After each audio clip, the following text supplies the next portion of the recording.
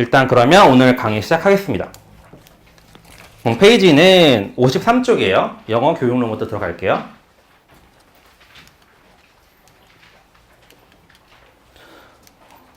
사실 뭐 진짜 본격적인 강의가 아니기 때문에 교재 위주로 제가 얘기를 하고 설명을 드릴 거예요. 됐나요? 더 조촐하게 우리끼리. 좋아요.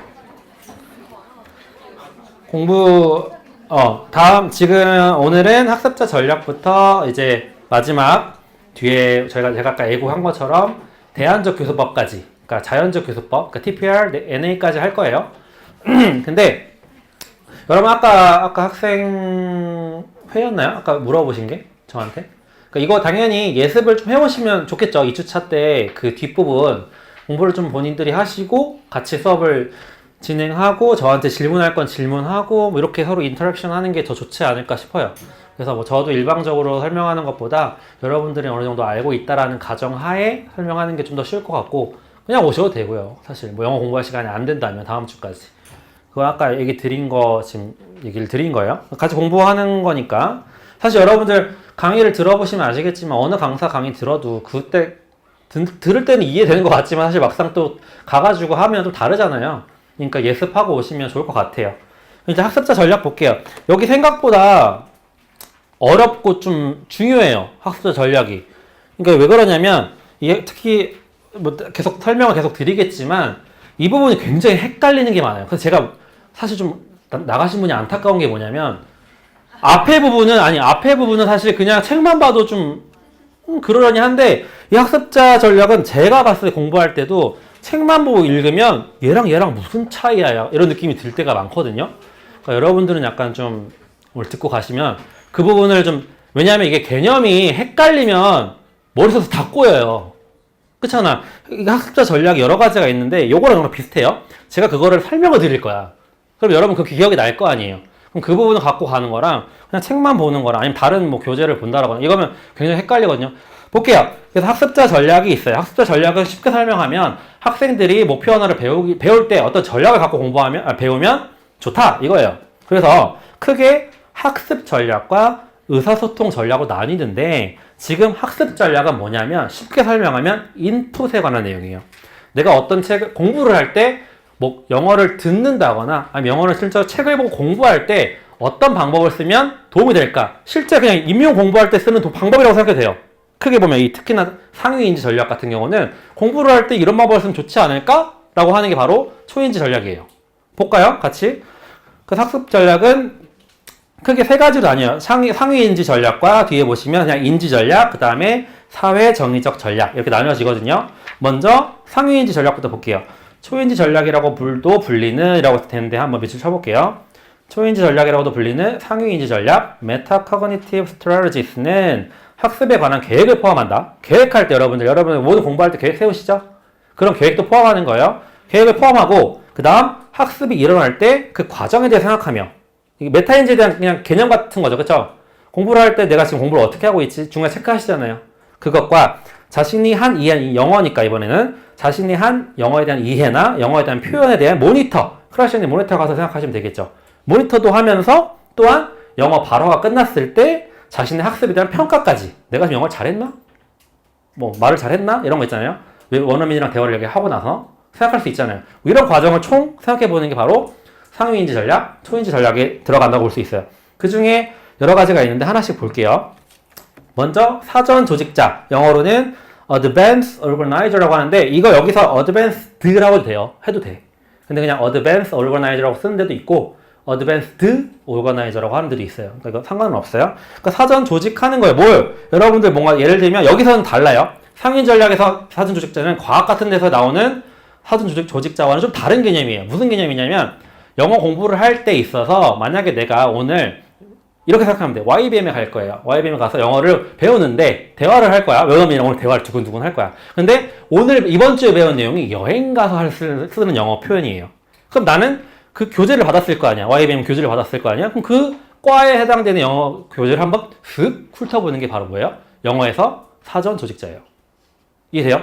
과학의 개념이랑 조금 다른 거예요. 그러니까 이거 영어 과목을 언어를 표현을 익힐 때 전체적으로 한번 훑고 가는 거. 뒤에 나오는 거랑 좀 달라서 그래요. 지금 이거 잘 이해하셔야 돼요. 사전 조직자는 뒤에 나오는 걸 일부를 공부하는 게 아니에요. 다시 한번. 일부를 내가 어떤 표현을 외운다거나 어휘를 공부하는 건 사전 조직자가 아니에요. 그냥 다음 과에 우리 여행하기 단원이지 라고 했을 때 여행하기 단원을 한번 쓱 훑어보는 거. 이런 걸 바로 영어에서 사전 조직자라고 합니다. 이해되시죠? 꼭 예습이 아니더라도 전체적으로 여행하기에서 쓸 수 있는 영어가 뭐가 있을까? 내가 한번 인터넷에서 검색해보는 것도 뭐가 될 수 있어요? 사전 조직자가 될 수가 있죠. 이해되시죠? 두 번째, 방향적 주목이에요. 유도된 주의집중. 그래서 방향적 주목이라고 외우셔도 되고 유도된 주의집중이라고 외우셔도 되고 영어 외우시는 게 더 편하시겠죠?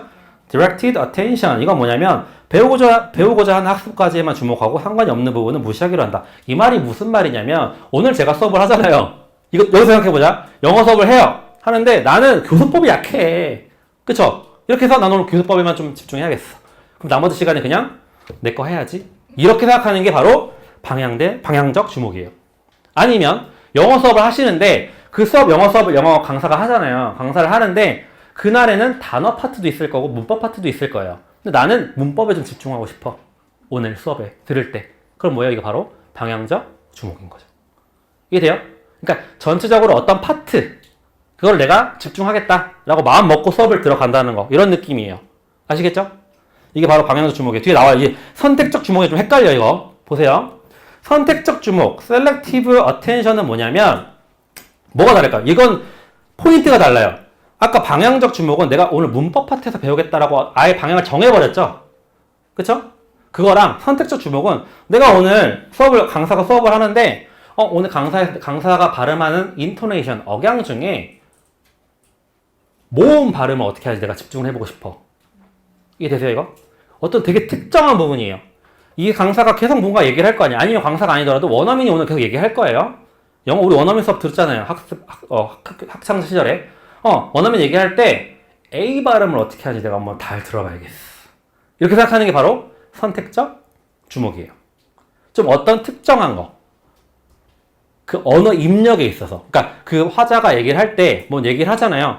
그 중에 내가 오늘은 인토네이션에 집중할 거야. 아니면 속도를 어떻게 하는지 한번 들어봐야겠어. 이렇게 하는 거 있죠. 그런 게 바로 선택적 주목이고 어떤 방법을 전체적인 어떤 분류를 얘기하는 게 아니라 지금 그 강사가 와가지고 오늘 게임도 할 거고 동기부여도 할 거예요. 근데 내가 들었을 때 게임에만 집중해야지. 이건 뭐예요? 방향적 주목이에요. 근데 그 강사가 계속 얘기를 할 거야. 원어민이 와서 얘기를 해요. 얘기를 하는데 나는 오늘 발음 중에 A 발음 집중하고 싶어. 아니면 음운문 집중하고 싶어. 음운문 발음할 때 끝을 어떻게 올리지? 이거 오늘 한번 집중해서 들어보자. 라고 마음 먹고 수업 듣는 게 선택적 주목이라는 거죠. 조금 달라요. 조금.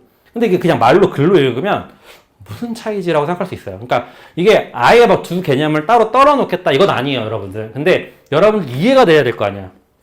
이 개념을 여러분 누구한테 설명할 때 약간 방향적 주목이랑 선택적 주목의 차이가 뭐야? 라고 했을 때 영어로 집중하세요. directed죠, directed. 뭔가 방향 가이드가 제시가 된 거예요. 이게 돼요? 그러니까 문법을 파든 어휘를 파든 아니면 오늘 원어민이 왔을 때 게임 활동을 내가 집중을 하든 내가 그걸 뭔가 머리 메타인지로 생각하고 들어간 거예요. 수업 들어갈 때. 이해되세요? 아니면 나 오늘 이 수업 안 듣겠다. 이것도 마찬가지예요. 맞아요. 수업 갔는데 내가 안 들을 거야. 집중 안 되는 것 같아. 수업 공부해야지. 이것도 바로 directed attention이죠. 이해되세요? 근데 영어 강사가 들어왔어. 원어민이 들어와서 수업을 하는데 나는 오늘 저 원어 강사가 영국 사람이야. 그러니까 영국 발음이니까 이 발음 자체를 한번 들어봐야지. 이해되세요? 이거 지금? 이 내용이? 그러니까 이 사람의 어떤 특정 화자 입력에 도움이 되는 부분을 내가 집중하겠다. 이거는 바로 뭐예요? 선택적 주목이라는 거죠. 너무 이거 파지 마세요. 지금 제가 이렇게 설명해서 방향적 주목, 선택적 주목 이렇게 막 너무 파시면 안 되고 크게 보시라는 거예요. 방향적 주목은 약간 더 큰 거. 선택적 주목은 진짜 약간 뭔가 세밀하다 싶을 정도 내가 집중해서 보는 거. 이해되시죠? 그렇게 넘어가세요. 그 다음 자기관리, self management. 이거는 뭐 여러분 이해되시죠? 어렵지 않죠? 자기관리하는 거. 그 다음 이게 나와요. 사전 조직자랑 비교해봐야 될 거죠. 기능적 계획이라는 거예요. 뭐예요? functional planning이에요. 뭐예요? 다가올 언어 과제를 수행하기 위해서 언어적 구성 요소를 미리 예행 연습한다. 무슨 말이냐? 아까 제가 설명했죠. 여행하기라는 단어 우리 YBN 갔어요. 공부할 거예요. 근데 그 다음 다음 과에 나오는 단어를 미리 예습하고 가는 것은 기능적 계획이라는 거예요. 사전 조직자가 아니라. 왜냐면 여러분 아까 저한테 물어봤죠. 이 수업하기 다음 주 2주차에 오실 텐데 그 과목을 공부할까요? 아니 그 뒷부분을 공부하고 올까요? 이건 뭐예요? 사전 조직자죠. 다음 과목 공부하고 올 거. 오겠다. 한번 쓱 훑어보겠다. 예습하겠다. 이건 사전 조직자예요. 근데 뭐 어떤 부분을 얘기하면 제가 기능적 계획이라고 얘기할 수 있죠? 키워드, 밑줄 친 부분을 내가 집중해서 보고 올게요. 뭐가 중요한지 보고 올게요. 이거는 뭐예요? 기능적 계획이죠. 왜냐면 내가 뭐 한 거야, 지금? 플랜 짠 거잖아요. 방금 내가 아까 단어 외우는 걸 예를 든 거는 단어가 일부라고 해서 일부이기 때문에 기능적 계획이라는 게 아니에요. 왜냐면 이 다음 과목을 공부하기 위해서 단어를 외우면 확실히 좋잖아. 이해가 편하죠? 그렇기 때문에 나는 기능적으로, 펑셔널하게 단어를 외우고 간 거예요. 미리. 이해되세요?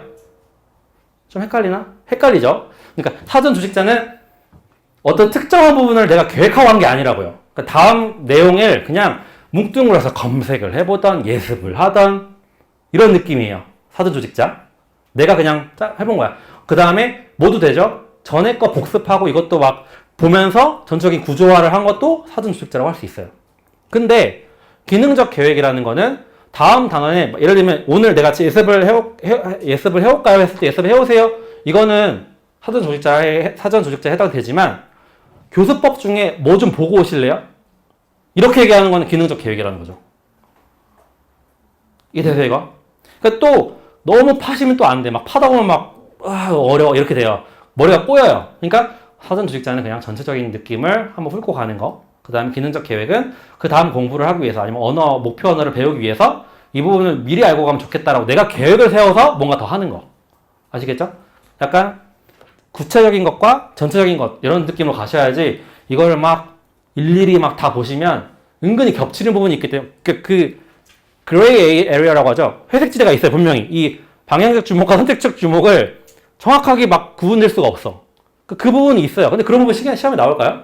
안 나와요. 그 다음 이것도 마찬가지. 기능적 계획과 사전 조직자도 마찬가지야. 어느 부분에 겹치면 아니 그러면 미리 봐가지고 예습해가지고 단어 외운 건 또 왜 이렇게 생각할 수 있잖아. 이렇게 안 나온다고요. 시험 문제. 그러니까 전체적인 틀은 그러니까 뭐가 더 상위라는 거죠. 그럼 기능적 계획보다는 사전 조직자가 좀 상위이고 선택적 주목보다는 방향적 주목이 좀 더 유도된 주의 집중이 좀 더 상위라는 거죠. 이런 개념으로 이해하셔야 돼요. 아시겠죠? 그 다음 자기 모니터링. 이거는 자기가 자신의 한 말의 발음이나 문법, 어휘, 적절성 등에서 정확했는지 살피고 수정하는 것. 뭐랑 연결지면 되죠? 출력 가설의 전부. 아웃풋 하이포테시스랑 연결하면 되죠. 내가 말한 거. 말했죠. 노티싱 펑션. 그 다음에 뭐였죠? 하이포테시스 테스팅 펑션. 그 다음에 메타 링귀스틱 펑션. 3개 있었죠? 그 3가지. 자기 모니터링 하고 있잖아요. 지금 영어 공부를 할 때. 출력 가설과도 연결을 지으셔야 되죠. 이 부분은. 그 다음에 지연된 발화. 이거는 그냥 상대방이 하는 내가 말을 잘 이해 못했을 때 좀 기다려봐야겠다. 이것도 지연된 발화도 되지만 우리가 영어를 배울 때 말을 좀 아까 우리 침묵의 시기가 있다 그랬죠? 그것처럼 발화를 늦게 하는 것도 지연된 발화라고 얘기할 수 있어요. 그러니까 지연된 발화는 아까 처음 말한 것처럼 전자처럼 세부적인 부분도 있고 좀 전체적으로 영어 공부함에 있어서 발화를 좀 늦게 한다. 이 부분을 얘기할 수도 있다는 거죠. 그다음 자기평가. 자기가 평가할 수 있죠? 오늘 영어 잘했는지, 말 잘했는지 평가할 수 있는 거. 그다음 넘어갈게요. 인지 전략. 초인지 전략에 비해서 이거는 특정한 학습 과제에 대한 얘기예요. 그래서 이건 어떻게 생각하시면 더 편하냐면 내가 영어 공부를 할 때 영단어나 영어 수거를 어떻게 외우지? 라고 생각하시면서 이걸 어떻게 볼지 한번 생각해 보세요. 이해되세요? 그걸 전제로 깔고 이걸 보면 좀 쉬워요. 내가 영어 단어나 영어 수거를 아니 영어 문장을 외워야 되는데 어떻게 하면 외우기 쉬울까? 라고 생각하고 이걸 지금 보시면 아 이런 방법들이 있지 이렇게 될 거예요. 이해되세요? 볼게요. repetition 반복이죠. 그쵸? 단어 외울 때 당연히 뭐가 좋아요? 머릿속으로 반복하는 거. 그 다음 두 번째 참고하기 자료 활용. 목표 언어에 대해 참고된 자료를 이용해서 자료들을 이용하는 걸 의미한다. 학생들이 교과서에서 배운 내용을 더 잘 이해하려고 참고서를 이용하는 거. 이것도 마찬가지고 영어 단어로 계속 영어 단어로 예를 들고 있으니까 영어 단어 공부할 때 당연히 영어 단어 영어 단어장 보면 알지만 계속 예문 찾아보고 영어 사전 보는 거 마찬가지로 참고하기 자료 활용에 들어갈 수 있죠. 그렇죠? 그다음 번역하기 translation이죠. 이것도 마찬가지 외국어를 이해하기 위해서 번역을 자꾸 해보는 거예요. 문장을 외우려고 할 때. 근데 이럴 때 뭐가 발생하기 쉬워요? 오류가 발생하기 쉽죠. 그쵸? 거기 예를 들었죠. 할머니 도움이 필요하세요. 여기서 그대로 직역해버리면 grandmother가 되죠. 근데 이럴 때 할머니는 실제로 ma'am이라고 얘기하죠. 그쵸? 그러니까 이런 것들 오류가 있을 수 있다. 그러니까 이런 인지 전략들은 다 맞는 건 아니에요. 항상 통하는 건 아니고 이런 인지 전략들을 썼을 때 전략을 썼지만 틀릴 때도 있고 잘못된 오류가 생길 수도 있다는 걸 인지하고 가셔야 돼요.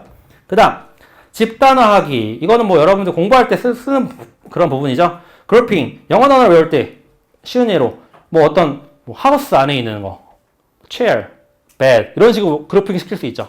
집단화하는 거. 그 다음에 공부할 때 필기하기. 그쵸? 노테이킹 하죠. 그쵸? 영어 단어 외우고 영어 쓰고 외울 때. 그 다음 그런 식으로 영어 외우시면 좀 이해가 된다는 거예요. 연역은 뭐예요? 문법을 먼저 배우고 나중에 그 규칙을 적용하는 거. 그거 뭐죠? 과거 시제, PP형 이런 거 미리 규칙을 알고 그 다음 보는 거. 뭐 이런 것들을 연역이라고 할 수 있죠. 그 다음 재결합. 문장의 구성 요소들을 새로운 방법으로 의미 있는 순서 또는 더욱 긴 언어의 집합체로 만드는 거. 이건 뭐냐면 예를 들면 내가 영어 단어나 속어를 외웠어요.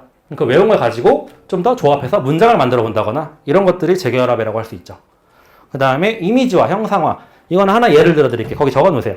클라우드에 우리 그 데이터 저장하는 클라우드 있죠?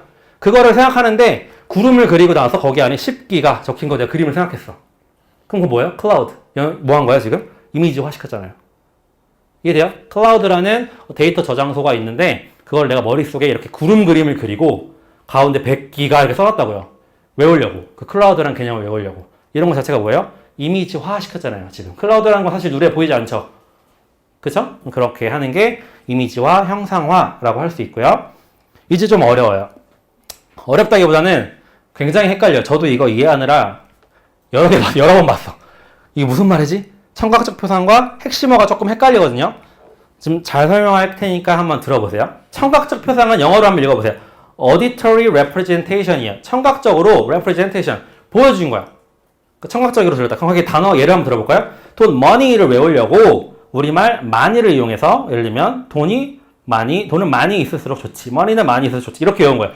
그럼 뭐냐? 이건 뭘만 사용했냐면 단어의 소리 있죠. 소리만을 이용해서 그 단어를 외우려고 한 거예요. 그게 바로 청각적 표상이에요. 이건 어렵지 않아요. 청각적 표상은 어렵지 않아. 그러니까 어떤 단어를 외우려고 하는데 마침 그거에 비슷한 우리 한국어의 단어가 있었어. 그럼 그 단어를 이용해서 내가 발음이 비슷하니까 이걸 매치해서 연결해봐야겠다. 여러분 청킹하는 거 있죠? 그게 바로 청각적 표상이에요.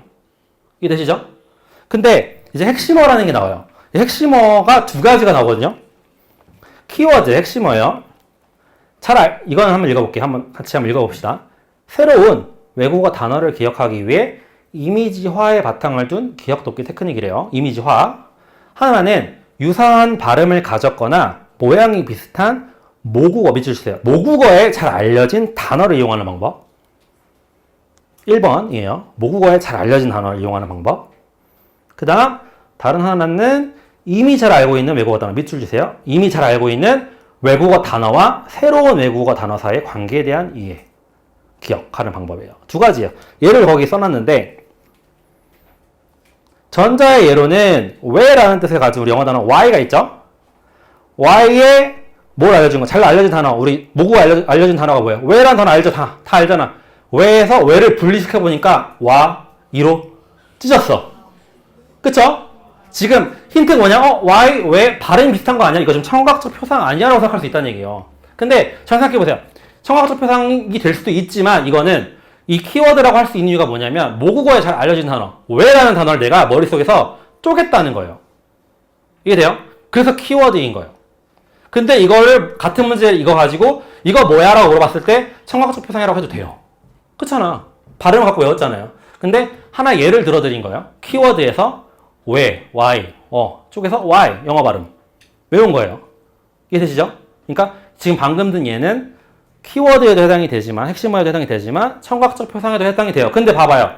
위에 거 돈, money를 외우려고 money라고 한 거 이건 청각적 표상이 키워드에 아니에요? 맞아요? 아니에요? 한번 생각해보세요. 다시 한번 생각해보세요. money를 기억하려고 money라는 단어를 이용해서 돈은 많이 있을수록 좋다라고 생각했어.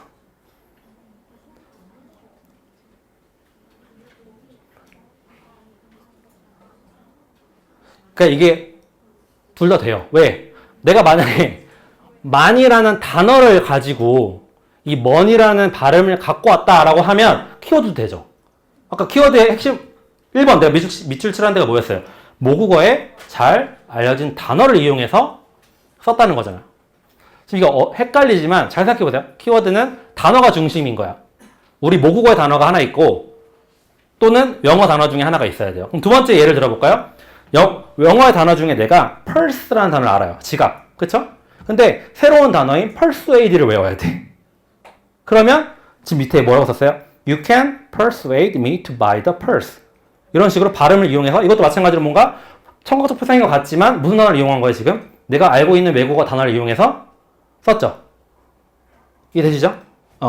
이것도 핵심어라는 거죠. 그래서 핵심어는 두 개, 단어가 기준인 거야. 키워드가 뭐가 들어갔냐 이거예요. 근데 이거를 또 여러분들 아까 말했지만 굳이 이 두 개가 뭐고 뭔 차이가 있고를 구분하지 않는다고요. 시험 문제 나올 때. 그렇게 어렵게 안 내요. 그러니까 여러분들 지금 내가 최대한 이해시키려고 막 이런 저런 예를 든 것 뿐이지 실제로 이런 문제를 나올 수가 없어요. 뭐 이걸 구분하시오. 이해되세요? 그러니까 가볍게 읽고 넘어가세요. 근데 여러분 공부할 때 그냥 그때 이런 게 있었지. 청각적 표상이 이런 게 있었지. 핵심어엔 이런 게 있었지. 라고만 알고 넘어가시면 돼요. 그 다음 상황화하기, 맥락화. 이건 아시죠? 그러니까 페이백이라는 게 뭐야? 복수하다죠. 그쵸? 뭐 갚다라는 뜻도 돼요. 근데 거기 내가 단어를 어떻게 썼어요? 맥락화를 시킨 거야. He's always mean to me. 나한테 굉장히 비열했어. 못됐어. I will pay back sometime. 이런 식으로 뭔가 넣은 거죠. 그쵸? 그 다음 상세한 설명. 영어를 보세요. elaboration. 이거는 뭐 구체화시켜서 설명하다라는 뜻이거든요. elaborate. 이게 바로 그런 뜻이니까 housekeeper라는 단어가 주부죠. 그쵸? 주부를 내가 외우려고 하는데 house와 keeper를 이용해서 house. 이게 뭐 어떻게 하는 거냐면 하우스키퍼를 외울 때 사실 그냥 주부로 외우면 되지. 이거 말도 안 되는 얘기도 하지만 설명을 하려는 거예요. 하우스키퍼를 외우려고 할 때 하우스에 있는 키퍼, 뭐 우리가 알고 있는 단어, 지키는 사람. 그러니까 주부. 이렇게 외우려고 하는 게 상세화라는 거예요. 왜냐하면 그 단어를 쪼갰잖아. 쪼개서 상세한 설명을 했잖아요. 그래서 상세화라는 거고 이거 예를 하나 둘 막 끝도 없이 계속 보면 여러분 지옥의 구렁텅이에 빠질 거예요. 보지 마세요. 그러니까 얘가 있구나라고 넘어가야지 막 이거 뭐 같기도 하고 뭐 같은데라고 생각하기 시작하면 답이 없어요. 그러니까 이건 하나 여러분들 예를 들어주는 것 뿐이에요. 그 다음 전이는 쉬워요. 그냥 과거형에 ed를 붙였기 때문에 새로운 단어를 배웠을 때 과거형은 ed를 붙이겠다라고 생각하는 게 뭐예요? 전이죠. 그쵸? transfer.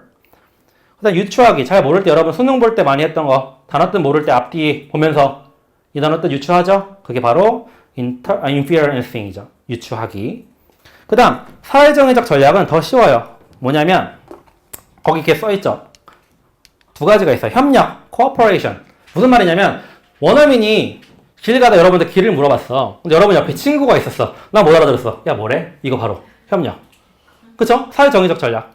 쉬워요. 그렇게 이해하면 돼요. 그 다음에 뜻을 명확하게 질문하는 것. 확인 질문. 이거 어디 나왔죠 아까? Question for clarification. Clarification request 어디 나오죠? Interaction hypothesis 나오죠. 롱의 상호작용 가설에서 명료화 요구랑 같은 표현인 거죠. 같은 전략인 거죠. 그쵸? 그러니까 이렇게까지 계속 연결을 지으셔야 돼요. 그러니까 지금 구분을 이렇게 따로따로 해놨지만 사실 그렇게 막 엄청 막 여긴 여기 있고 이게 있고 여긴 이게 있고 이게 아니라고요. 그냥 이런 전략에도 이게 포함이 되고 이런 전략이 나오기까지 뭐가 있었기 때문에 그 인터랙션 하이포테시스가 있었기 때문에 지금 이런 전략이 나온 거죠. 그냥 구분을 해놓은 것 뿐이에요. 그 다음 더 중요한 게 나오죠. 이제 의사소통 전략이 나와요. 사실 이 앞에 방금 배운 이제 학습 전략 같은 경우는 사실 영어 시험 문제 지금 열을 내서 설명을 했지만 그렇게 나오기도 어려워요. 사실. 여러분이 이해하라고 지금 시간이 많고 특강이니까 얘기를 한 거지. 여러분들이 많이 공부를 한다면 이 부분을 막 엄청 팔 건 아니야. 근데 지금 파야 될 부분은 지금 여기죠. 의사소통 전략이에요. 우리가 영어를 할 때 출력에 관한 얘기죠. 아웃풋을 하려고 하는데 이거 너 출력을 했을 때 상대방이 이해를 하냐 못하냐 이게 중요하잖아요. 그렇죠? 이해를 하기 위해서 우리가 어떻게 해야 되냐 이런 전략을 지금 바로 하는 게 바로 의사소통 전략인데 크게는 이렇게 있죠. 회피 전략과 보상 전략이 있는데 옆에 그 보상 전략 옆에 사실 보충이라고 쓰세요. 보상이 사실 둘 다 컴펜세이터리를 보충 보상이라고 해석하기도 하지만 여러분들이 받아들이는 입장에서 보충이 더 맞아요. 보충 전략. 내가 뭔가 하려고 하는데 부족해. 그러니까 보충해서 뭔가 하려고 하는 거. 그게 바로 보충 전략인데 첫 번째 avoidance strategies는 회피 전략이에요. 쉬워요. 그냥 뭐예요? 말을 하려고 하는데 에라 모르겠다. 뭐 하는 거야? 메시지 자체를 포기하는 거예요. 말을 안 하는 거. abandonment죠. 그 다음 또 주제 회피가 있죠. 뭔가 정치에 대해서 얘기를 해. 근데 영어에서 정치 부분을 잘 몰라요. 그럼 갑자기 날씨 얘기를 바꾼다거나 이런 게 바로 회피 전략이 되는 거죠. 이건 쉽고 이제 보상 전략 이 부분이 중요하죠. 시험 문제도 많이 나왔고 사실 저번에 나왔던 문제가 또 다시 변형이 될 수도 있고 그 다음에 영어 같은 경우는 제가 공부를 할 때 여러분이 중요한 게 뭐라고 생각하냐면 시험 기출문제를 허투루 볼 수가 없는 게 예를 들면 여기 보상 전략에서 그 다음 저 몇 년 전 시험 문제 월드 코인이즈가 나왔죠. 단어 만들기가 나왔었어요. 그러면 이 같은 위계에 있는 것들은 정말 꼼꼼하게 보셔야 돼요. 왜냐면 여기 수준까지 나온다는 얘기거든. 시험 문제. 그쵸? 그러니까 같은 문제가 안 나오겠거니 해서 이 부분 아예 그냥 대충 보고 그러면 안 된다는 거예요. 꼼꼼하게 보세요. 같이 볼게요. 둘러 말하기 전략. 영어도 꼭 외우셔야 돼요. 영어로 좀 익숙하지 않은 단어들이에요. 사실 생각해보면. 둘러 말하기 전략 또는 우회적 표현이라고 하는데 circumlocution이라고 읽어요. 이거를 무슨 뜻이냐면 같이 읽어볼게요. 해당 어휘를 모를 경우에 그 특성이나 요소에 대해서 묘사하는 식으로 설명하는 거죠.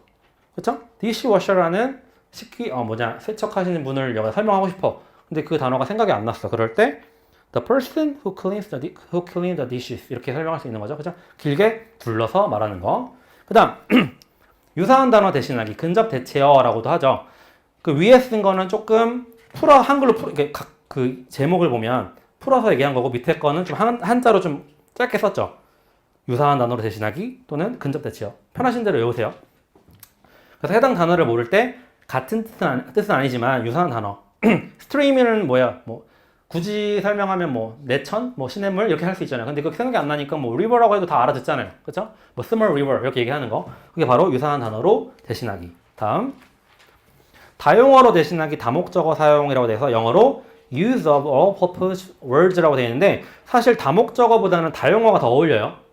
그러니까 여러분 실제로 느낌 받았을 때 여러 군데 쓸 수 있는 영어잖아. 그러니까 다용어로 대신하기로 외웠으면 좋겠어요. 그래서 정확한 단어를 모를 때 다용도로 쓸 수 있는 다용어 all purpose words를 대신 쓰는 거다. stuff 또는 thing 이런 게 있겠죠. 그렇죠? I don't know anything about that kind of stuff. that kind of thing 이런 식으로 우리말로 뭐 거시기 이런 거잖아. 그거 이렇게 얘기할 수 있죠. 그 다음 기출에 나왔죠? 단어 만들기 word coinage 뭔가 새롭게 만드는 거야. 근데 어떤 그냥 막 아무렇게나 만드는 게 아니라 내가 알고 있는 아까의 약간의 전이가 필요해요. 그쵸? 왜? 우리가 지금 예로 든 vegetarian을 몰라서 vegetarianist라고 한다거나 naivety라는 단어를 몰라서 naiveness라고 한다고 바꾼 거나 사실 어떻게 내가 보면 중간 언어의 일종이에요. 사실. 그쵸 여러분? 내가 배우는 과정에 있어서 영어에 오류가 있죠. 발달 오류, 그 다음 그 안에서 중간 언어라고 할 수 있죠. 이런 오류 같은 거는 또. 그런 것들을 이렇게 내가 월드 코이니지 한 거야. 근데 이렇게 월드 코이니지 만들어서 성공할 수 있지. 그쵸? 이해돼요, 이거? 꼭 이렇게 내가 예시로 틀린 예를 들었지만 이 예를 이렇게 내가 월드 코이니지를 만들었을 때 진짜 있는 단어일 수도 있죠. 이해되시죠? 그것도 잘 생각해 주세요. 꼭 항상 이거는 예로 들면 그게 얘가 단 줄 아시는 분이 있어요. 그러니까 이게 꼭 부정적인 의미. 그러니까 단어 만들기는 항상 틀리는 거야. 이렇게 생각하시면 안 돼. 단어 만들기 했을 때 얘가 맞을 수도 있어. 그죠? 그 다음 고정된 표현 사용, 조립식 문형, prefabricated patterns 이런 거는 뭐 그냥 여러분 뭐 거기 나온 것처럼 영어 회화책에 나온 단어를 그냥 문장을 그대로 외운다는 거 뭐 이런 것들을 될 수 있고 그 다음 비언어적 신호 사용, non-linguistic signals 이거를 뭐 손짓, 발짓, 눈빛 이런 걸로 할 수 있는 거. 그 다음 글자대로 번역하기, 직역이 나오죠. literal translation. 작은아버지 영어를 어떻게 말해요? 생각해보세요. 작은아버지 실제로 어떻게 말해요? small father예요? 지금 직역했죠? small father는 어떻게 말해야 돼요? 여러분 설명할 거예요. 외국인한테 작은아버지가 어제 용돈 주셨어. 어떻게 설명할 거예요? My father's younger brother가 되겠죠. 그쵸? My father's younger brother gave me allowance. 이렇게 하면 설명이 되죠. 용돈 주셨어. 근데 이게 생각보다 안 떠오르죠. 작은아버지. small father. 귀엽잖아. small father만 알아들을 수도 있어. 그쪽에서. 작은아버지? 신박하다고 생각할 수 있다니까요. 실제로 요즘 그러니까 한국에 사는 외국인들은 굉장히 이런 콩글리시에 익숙해요. 생각보다 많은 사람들이 그렇게 쓰는 거야. 그래서 외국어 화하기 볼게요. 외국어 화하기. 이건 내가 예를 들어줘야 돼. 모국어를 마치 목표 언어인 것처럼 사용하는 것을 말한다. 갑자기 다리미가 생각이 안 나요. 그래서 it's their me 라고 얘기하는 게 뭐예요? foreignizing 한 거죠. 그쵸? 외우기 쉽죠? 이렇게 하니까. 외워야 돼. 쉬워. 외국어 하기. 그러니까 뭔가 영어처럼 뭐 그런 거 있잖아. 뭐 했으문이다. 이것도 방금 봐 뭐예요? 외국어 하기 한 거죠. 일본어로 치면. 그쵸? 뭐 했다 해. 이렇게 하는 것도 다 foreignizing 하는 거예요. 각각 언어로, 목표 언어로. 지금 내가 지금 망가지는 걸 두려워하지 않잖아요. 성공하겠다는 의지. 그 다음 코드 변환하기. 언어 전환이에요. 코드 스위칭이죠. 여기서 코드는 그냥 언어를 바꾼다라고 생각하시면 돼요. 그래서 두 가지 예가 있어요. 한 언어로 말하다가 뭔가 말하고 싶은데 갑자기 다른 언어로 말해. 보통 누가 많이 그렇게 얘기해요? 교포들이 많이 그렇게 얘기하죠. 와서 한국말로 하는데 갑자기 영어 하다가 이렇게 얘기가 나오는 게 바로 코드 스위칭인데 두 가지 예가 있어요. 첫 번째 예는 교포들이 하는 예. 예를 들면 거기 써놨지만 섭섭해라는 단어가 영어에 없어요. 답답해도 없어요. 그러니까 그거를 한국인은 알잖아. 그 느낌이 뭔지 알잖아. 교포도 알 거 아니에요. 근데 설명하고 싶은데 못해. 그래서 I'm so 섭섭해. 완전 답답해. 이렇게 얘기하는 거예요. 그게 뭐예요? 바로 코드 스위칭을 한 거죠. 그러니까 그 단어가 떠오르지 않아. 영어에 없어. 또는 반대가 있을 수 있죠. 영어에 있는데 우리나라에 없는 단어가 있을 수 있을 거예요. 그걸 또 그렇게 쓰는 것도 코드 스위칭이라고 할 수 있죠. 또는 후자가 더 중요하죠. 우리한테는 말하고 싶어. 영어로 말하고 싶은데 생각이 안 나. thirsty가 뭐였더라? 그래서 I'm so 목말라. 이렇게 얘기하는 거. 그러니까 두 가지 방법이 있다는 거죠. 코드 스위칭에는. 잘 알아서, 너무 잘 알아서 쓰는 경우, 몰라서 쓰는 경우. 이렇게 두 가지가 있어요. 그 다음에 도움 요청하기. 여기 나오죠. 아까 제가 설명을 잠깐 했었는데 appeal for help. 이렇게 물어보는 거다. 잘 모르겠어 솔직히. 얘기 좀 해줄래? 그래서 롱의 의미 협상 전략에 clarification request랑 연결을 지셔야겠죠. 그 다음 지연하기, 시간 벌기. 영어로는 stalling. 이게 지연하다는 뜻이고요. 그 다음 time gaining. 시간을 벌다. 그쵸? gain. 얻는다. 이런 뜻인데 잘 생각이 안 날 경우에 잠시만요. well. 이렇게 얘기하는 것 자체가 시간 벌기죠. 그쵸? 이것도 전략이라고 할 수 있죠. 그래서 여기 적어주세요. well과 let me think 같은 걸 이렇게 묶어서 영어로 filler라고 합니다. 여러분들, 여자분은 꼭 여자분은 아니지. 맞는 거 있죠? 그런 스펠링 똑같아요. filler. 채운다. 뭘 채우는 거야. 지금 근데 여기서는 지금 뭘 채워요? 대화의 공백을 채우고 있는 거죠. 그래서 이런 단어들, 이런 것들 다 필러라고 해요. 그래서 이런 것들 필러를 사용해서 지연할 수도 있고 시간을 벌 수도 있다. 이것까지 알아주시면 될 것 같아요. 다 이해되셨죠? 이 부분. 보상하기 잘 외워주셔야 돼요. 그 다음 정의적 요인에는 뭐가 있냐면 우리 배우는데 자아 존중심은 어때야 돼요? 여긴 빨리 넘어가기 쉬우니까 당연히 높아야겠죠. 그쵸? 자기 스스로의 자아 존중감이 높으면 외국어 할 때도 자신감이 생기겠죠. 그래서 이거 셀프 이스팀을 높여줘야 된다. 그 다음 자아 방어심, 이니비션, 방해한다고 하죠. 그쵸? 약간 이걸 방해하는 게 뭐냐면 사실 어린 학생일수록 이런 겁이 없죠. 그래서 영어를 어릴 때 배우라고 하는 게 이런 이니비션이 낮기 때문이에요. 새로운 언어에 대한 방어, 아니면 자아 방어가 낮기 때문에 내가 틀리는 걸 별로 두려워하지 않아. 근데 점점 나이가 들면 들수록 특히 뭐 중학생, 고등학생 가면서 더 어려워지죠. 특히나 영어 수업에서 많이 느끼는 거. 초등학교 3, 4학년만 해도 애들이 굴리려고 해, 발음을. 근데 5학년만 돼도 I went to the school 이렇게 읽어요. 왜? 뭔가 부끄러우니까. 그래서 내가 항상 강조했던 게 너 그 발음 평생 간다 이랬어. 너 계속 그렇게 하다가 그 평생 가. 그렇게 하면 안 돼. 약간 뭐 팔려도 해야 돼. 빨리 해봐. 이렇게. 억지로 여러분들 그렇게 할 필요가 있어요. 왜냐면 그게 엉덩이 한 대 걷어 차주는 거야. 왜냐면 이게 분위기 또래 집단 peer pressure 있죠? 이게 있어요. 애들은 영어 시간에 잘난 척 하면 안 되라는 게 있어. 그래서 잘 할 줄 알면도 불구하고 걔네들 학원 가면 할 수 있는 애 있을 거야. 근데 할 줄 알면 불구하고 학교에서 안 해요. 욕 먹을까 봐. 왜냐면 괜히 막 뭐라고 할까 봐. 그래서 이런 peer pressure를 교사가 깨줘야 돼요. 너 할 줄 알잖아. 해봐.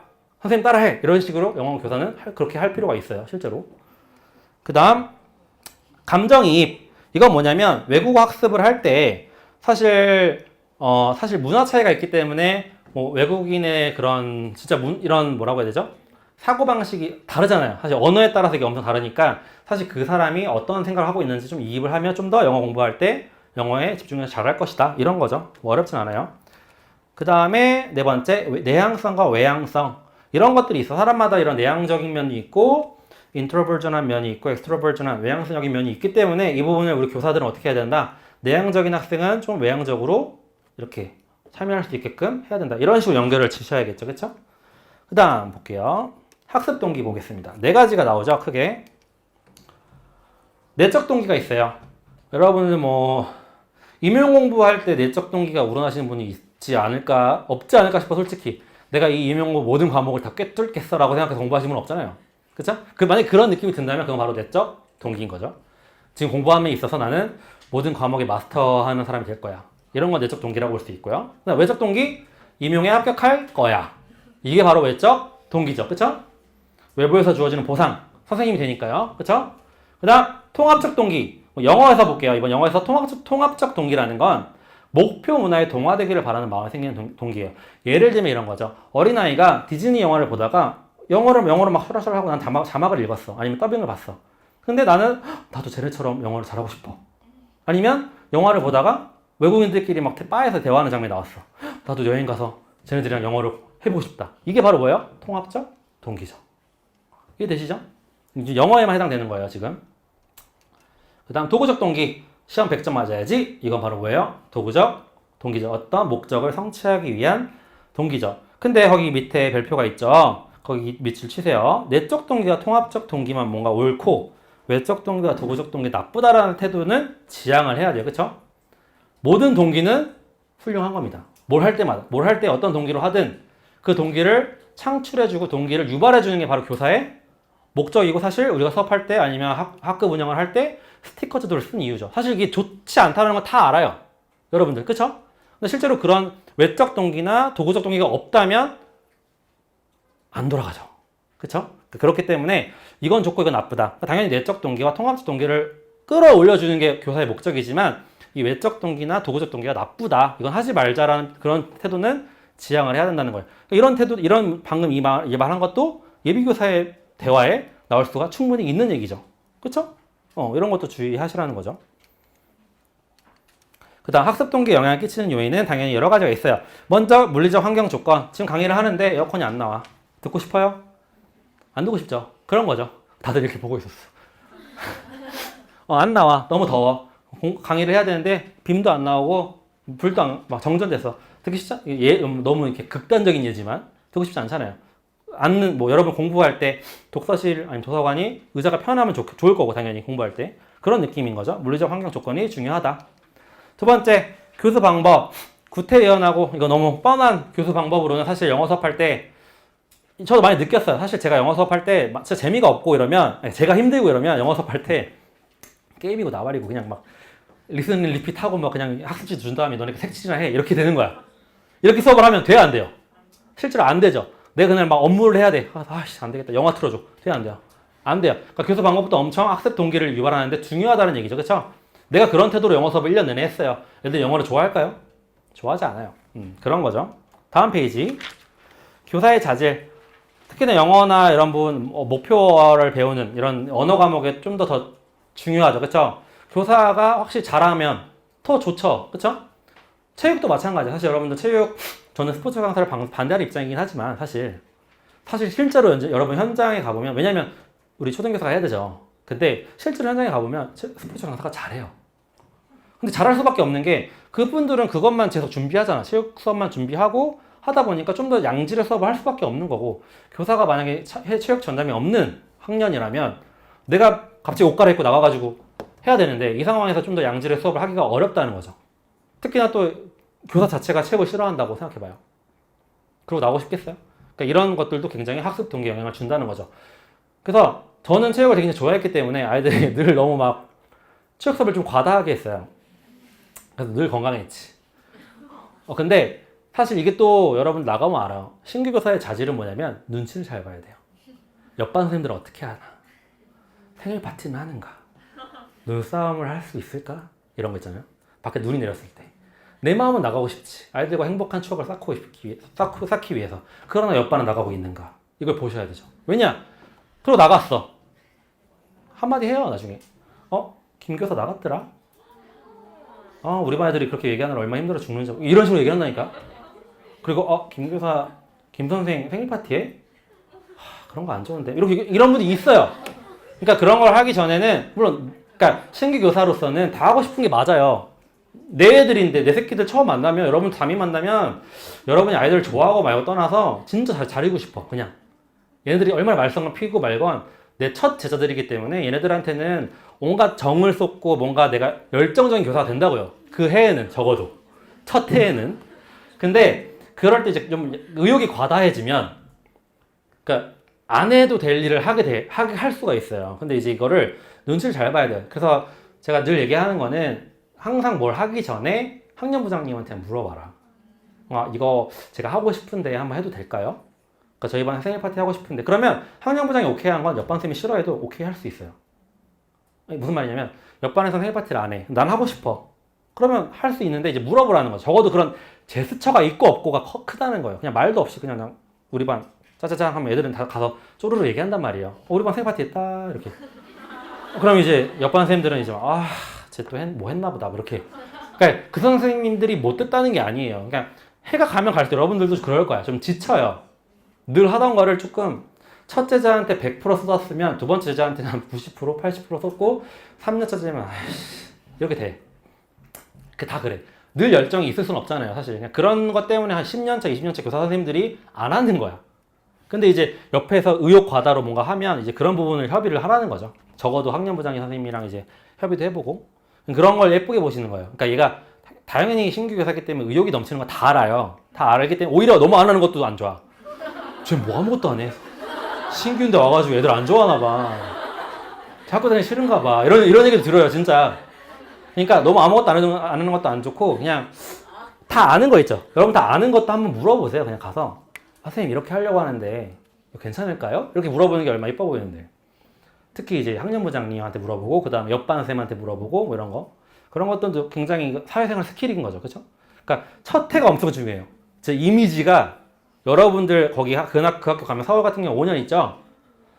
그 5년을 좌우한다고 볼 수 있어. 그 1년 한 번 내가 어떻게 행동을 했느냐에 따라서. 그러니까 절대 조퇴, 지각은 눈치 보고 조퇴나 지각하는 거는 해도 돼. 병조퇴 할 수 있죠. 조퇴도 내 이 업무 끝났으면 할 수 있어. 그런데 근무 상황부를 보라고. 누가 나가나. 본인이 일바가 될 필요가 있어요? 교관 선생님한테 상신하는 그 첫 번째가 될 필요가 있냐고요. 내가 그날 급한 뭐 일이 있으면 어쩔 수 없지만 그것도 미리 내려가서 사실 요즘에는 나이스에 그냥 상신해도 돼요. 교관 선생님 별로 신경 안 써. 근데 신규는 적어도 가서 한번 물어보길 바래요. 안 그래도 되는데. 그래서 한 대여섯 번 정도 가보고 그 다음부터 눈치껏 안 가면 돼요. 그러니까 처음에 그러니까 3월 만약 9월 발령 9월 내가 발령 받았을 때 한 2달 정도는 엄청 예의 바른 척이라도 해야 돼요. 그리고 조퇴나 지각 같은 거는 절대 웬만하면 하지 말고 그리고 선생님 보고 대충 이런 날은 선생님들이 눈치껏 잘 조퇴하시는 것 같다. 나도 그때 한 3-4번째로 탁 신청하는 거야. 그런 나이스를 항상 주도 면밀하게 보고 있어야지. 누가 지금 나가나 이렇게. 저도 항상 나이스 2시 반부터 나이스를 항상 켜놓고 이제 상신도 이렇게 거의 다 해놔. 마지막 그 올리기 그거 있죠 상신. 그 옆에 그거 너 해놓고 이렇게 기다리는 거야. 안 그러면 영화 보고 있지 뭐. 평소에 놀 때. 그러니까 바쁠 때 엄청 바빠요. 근데 이제 내가 놀고 싶을 때도 있을 거 아니에요. 여러분 당연히 그래. 가보면 좀 진이 빠지고 오늘 좀 집에 가서 쉬고 싶을 때도 있다고요. 근데 이제 학교에서 누울 수는 없잖아. 내가 양호실 가서 누울 수는 없잖아요. 애들 앞에서. 보건쌤이랑 친하면 할 수도 있어. 근데 이제 그런 단계는 아니잖아요. 그러면 적어도 눈치껏 보고 좀 참고 한 3번째, 4번째로 올려주는 센스. 그리고 올리기 전에 한번 가보는 센스. 교장선생님한테 가서 인사 한번 드리고 제가 너무 몸이 안 좋아가지고 이렇게 올려도 될까요? 이렇게 그러면 올려 그렇게 하신다니까. 가지 말라고 하시면 없어. 근데 이제 그 얘기를 했냐 안 했냐가 굉장히 중요한 거예요. 처음 이미지가. 꼭 명심하세요. 꼭. 그 다음 학습의 성공도. 내가 어떤 일을 공부를 했을 때 성공을 했냐 안 했냐가 여부가 중요하죠. 이게 자신감의 여부잖아요. 그쵸? 뭔가 대화를 해결했어. 아까 우리 뭐 다른 예를 들어보면 아까 가설 검증 기능을 해보려고 했는데 완전 대실패. 와장창 틀렸어. 그럼 다시 하고 싶어요? 하고 싶지 않잖아. 사람 다 그래요. 그러니까 뭔가 성공을 해보면 다음 일도 해보고 싶고 그런 거죠. 나중에 또 2주차, 3주차 때 제가 재밌는 얘기 많이 해드릴게요. 제가 현직에 있을 때 정말 재밌는 일이 너무 많아가지고 저보고 약간 제 별명이 하나 있었어. 조태천사라고. 3년 차쯤에. 너무 자주 나간다고. 근데 이게 나빠서 나가는 게 아니라 제가 업무가 없었던 것도 아닌데 그냥 그때 반발심 있죠. 왜 나한테 이렇게 업무를 많이 줬지? 나는 조퇴를 무조건 하겠어. 연차를 다 치르고 말겠어, 연가를. 그런 마음으로 약간 반항심으로. 그래서 저희 동기들이 다 조퇴 천사라고. 대단하다고. 성격 보면 알잖아. 적응 못해서 나왔어요. 농담이고 그런 식으로 조퇴를 진짜로 믿는 사람도 있네. 조퇴나 이런 것도 재밌고 사실 그 학교 그 내부에 이렇게 돌아가는 거 있잖아요. 굉장히 알력 싸움도 심하고 성과급 때 되면 엄청 싸우시고 뭐 여러분도 엄청 억울한 일 많이 생길 거예요. 왜냐면 당연히 성과급 지금은 어떻게 바뀌었는지 모르겠지만 아직도 신규나 이런 신규한테 별로 유리한 건 아닐 거예요. 그러다 보면 나는 일을 열심히 했는데 왜 B등급을 받을까 이런 생각을 한단 말이야. 근데 그걸 알려주진 않아요. 선생님들이. 그냥 그러려니 하세요. 그런 것도 보면 억울하기도 하고 그런 경우가 많아요. 그러니까 학교 생활이 늘 뭐 재밌진 않아. 다 재밌진 않지만 제가 좀 여기 그러니까 이런 사회 사실 저는 이제 야생에 나온 거잖아요. 학원 강사로서 나온 거고 사회를 좀 오히려 약간 객관적으로 볼 수 있는 시선이 좀 됐잖아요. 학교 안에 있다가 약간 우물한 개구리였다가 나와서 이런 직업 사람도 만나고 저런 직업 사람도 만나보고 현재 저도 지금 비정규직이고 맞죠? 비정규직이고 약간 이제 뭔가 해야 되는 상황이고 이런 상황에서 보다 보니까 선생님만한 직업은 없어요. 정말 여러분들 그냥 그렇게 마음 편한 거 있잖아요. 뭔가 이렇게 딱 합격하고 나서 근데 약간 이런 생각이 들 때 조심해야 돼. 3, 4년 차에 약간 무료하다. 임용 본 거 다 잊어버려. 내가 그렇게 열심히 한 거 잊어버리고 이런 생각이 들 때 조심하셔야 돼. 그러니까 여행으로도 안 채워지는 갈증이 있다고요. 나는 얘기하잖아. 막. 여행 많이 다니면 되지 않아요? 방학 때 근데 내가 왜 여행을 꼭 방학 때 비쌀 때 가야 되지? 이런 생각을 하기 시작하면 이렇게 생각하기 시작하면 이제 큰일 나는 거야. 그때 이제 교사들끼리 만나서 자꾸 서로 다독여줘야 돼. 괜찮아. 이런 직업 없어. 볼게요. 사회문화적 요인도 있어요. 문화적 고정관념. 뭐냐면, 영어를 내가, 예를 들면, 영어로 얘기 안 할게요. 일본어를 배우려고 하는데, 일본에 대한 스테레오타입이 있어요. 그럼 배우고 싶을까요? 안 배우고 싶겠죠? 뭐 그런 거예요. 그런 것들이 존재한다라는 거죠. 컬처럴 스테레오타입이 존재하고, 이런 것들 때문에 영어를 배우는 데 있어서 영향을 준다. 그 다음, 문화에 대한 태도, 이것도 마찬가지. 지금 현재 상황에서는 뭐 일본어를 배우면 될 것 같지도 않은 분위기죠, 지금 분위기는. 이런 태도 같은 것들도 영향을 준다. 또는 영어 아까 얘기했죠. 아까 디즈니 보고 너무 행복해가지고 영어 너무 좋아. 배우고 싶어. 이런 태도를 갖고 있는 것도 좋고.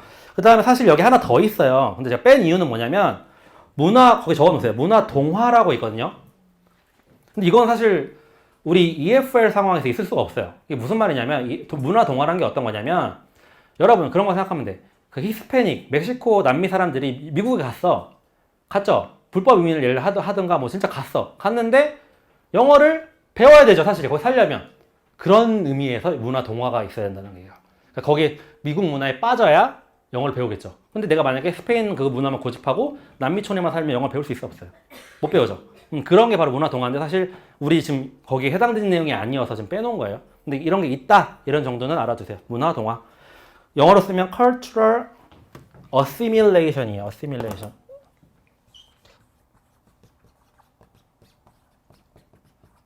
있는데 사실 나오진 않을 것 같은데 그냥 뭐 알아두는 건 나쁘지 않죠. 이런 게 문화 동화가 있다. 동화되는 거. 동화되고 안 되고가 그 영어를 언어를 목표 언어를 배우는 데 있어서 도움이 된다 안 된다 이런 거. 그다음 이제 스피디하게 나가겠습니다. 영어 교수법이죠. 먼저 전통적 교수법 쉬워요. GTM이라고 하죠, 그렇죠? Grammar Translation Method. 문법 번역식 교수법이에요, 그렇죠? 말 그대로 우리는 뭘 하려는 거예요? 고전 언어를 가르칠 때 이게 나왔던 건데 뭐냐면 특히나 그 유럽에서 라틴어 있죠? 라틴어 지금 사장된 언어잖아. 쓰지 않잖아요. 근데 라틴어로 된 문서들이 있을 거예요. 그거를 공부할 때 했던 방식이에요. 그래서 번역만 하면 돼. 번역만. 그래서 이거는 초점은 뭐가 있어요? 문법에 있어요. 그리고 가장 주요한 활동은 뭐예요? 번역이겠죠. 번역. 그렇기 때문에 학생들이 목표에 문법을 아는 게 중요하고 정확하게 번역하는 게 중요했겠죠. 그쵸? 거기서 밑줄 치세요. 거기 특징 중에 하나, 둘, 셋, 넷, 다섯 번째 줄에 교육의 초점은 문법에 있으며 여기 부분 밑줄 치시고요. 그 밑에 줄에 거기도 밑줄 치세요. 교수학습의 기본 단위는 문장이며, 당연히 문장이겠죠. 번역을 해야 되니까. 그 다음에 정확성을 중시한다. 그 다음 거기도 밑줄 더 한 번 더. 문법은 연역적으로 가르치고 발음 지도는 거의 하지 않는다. 그러니까 말할 필요가 있다 없다? 없어요. 그러니까 텍스트만 읽으면 돼요. 번역해서. 그렇기 때문에 학생들은 목표 문법을 배우는 게 중요하고, 연역적인 건 뭐냐면 그냥 문법을 가르쳐주고 이건 이렇게 번역하는 거야 라고 알려주고 그걸 그냥 그대로 하면 되는 거니까 연역적이다. 그리고 오른쪽에 볼게요. 장점은 그냥 여러분들 다 아는 장점.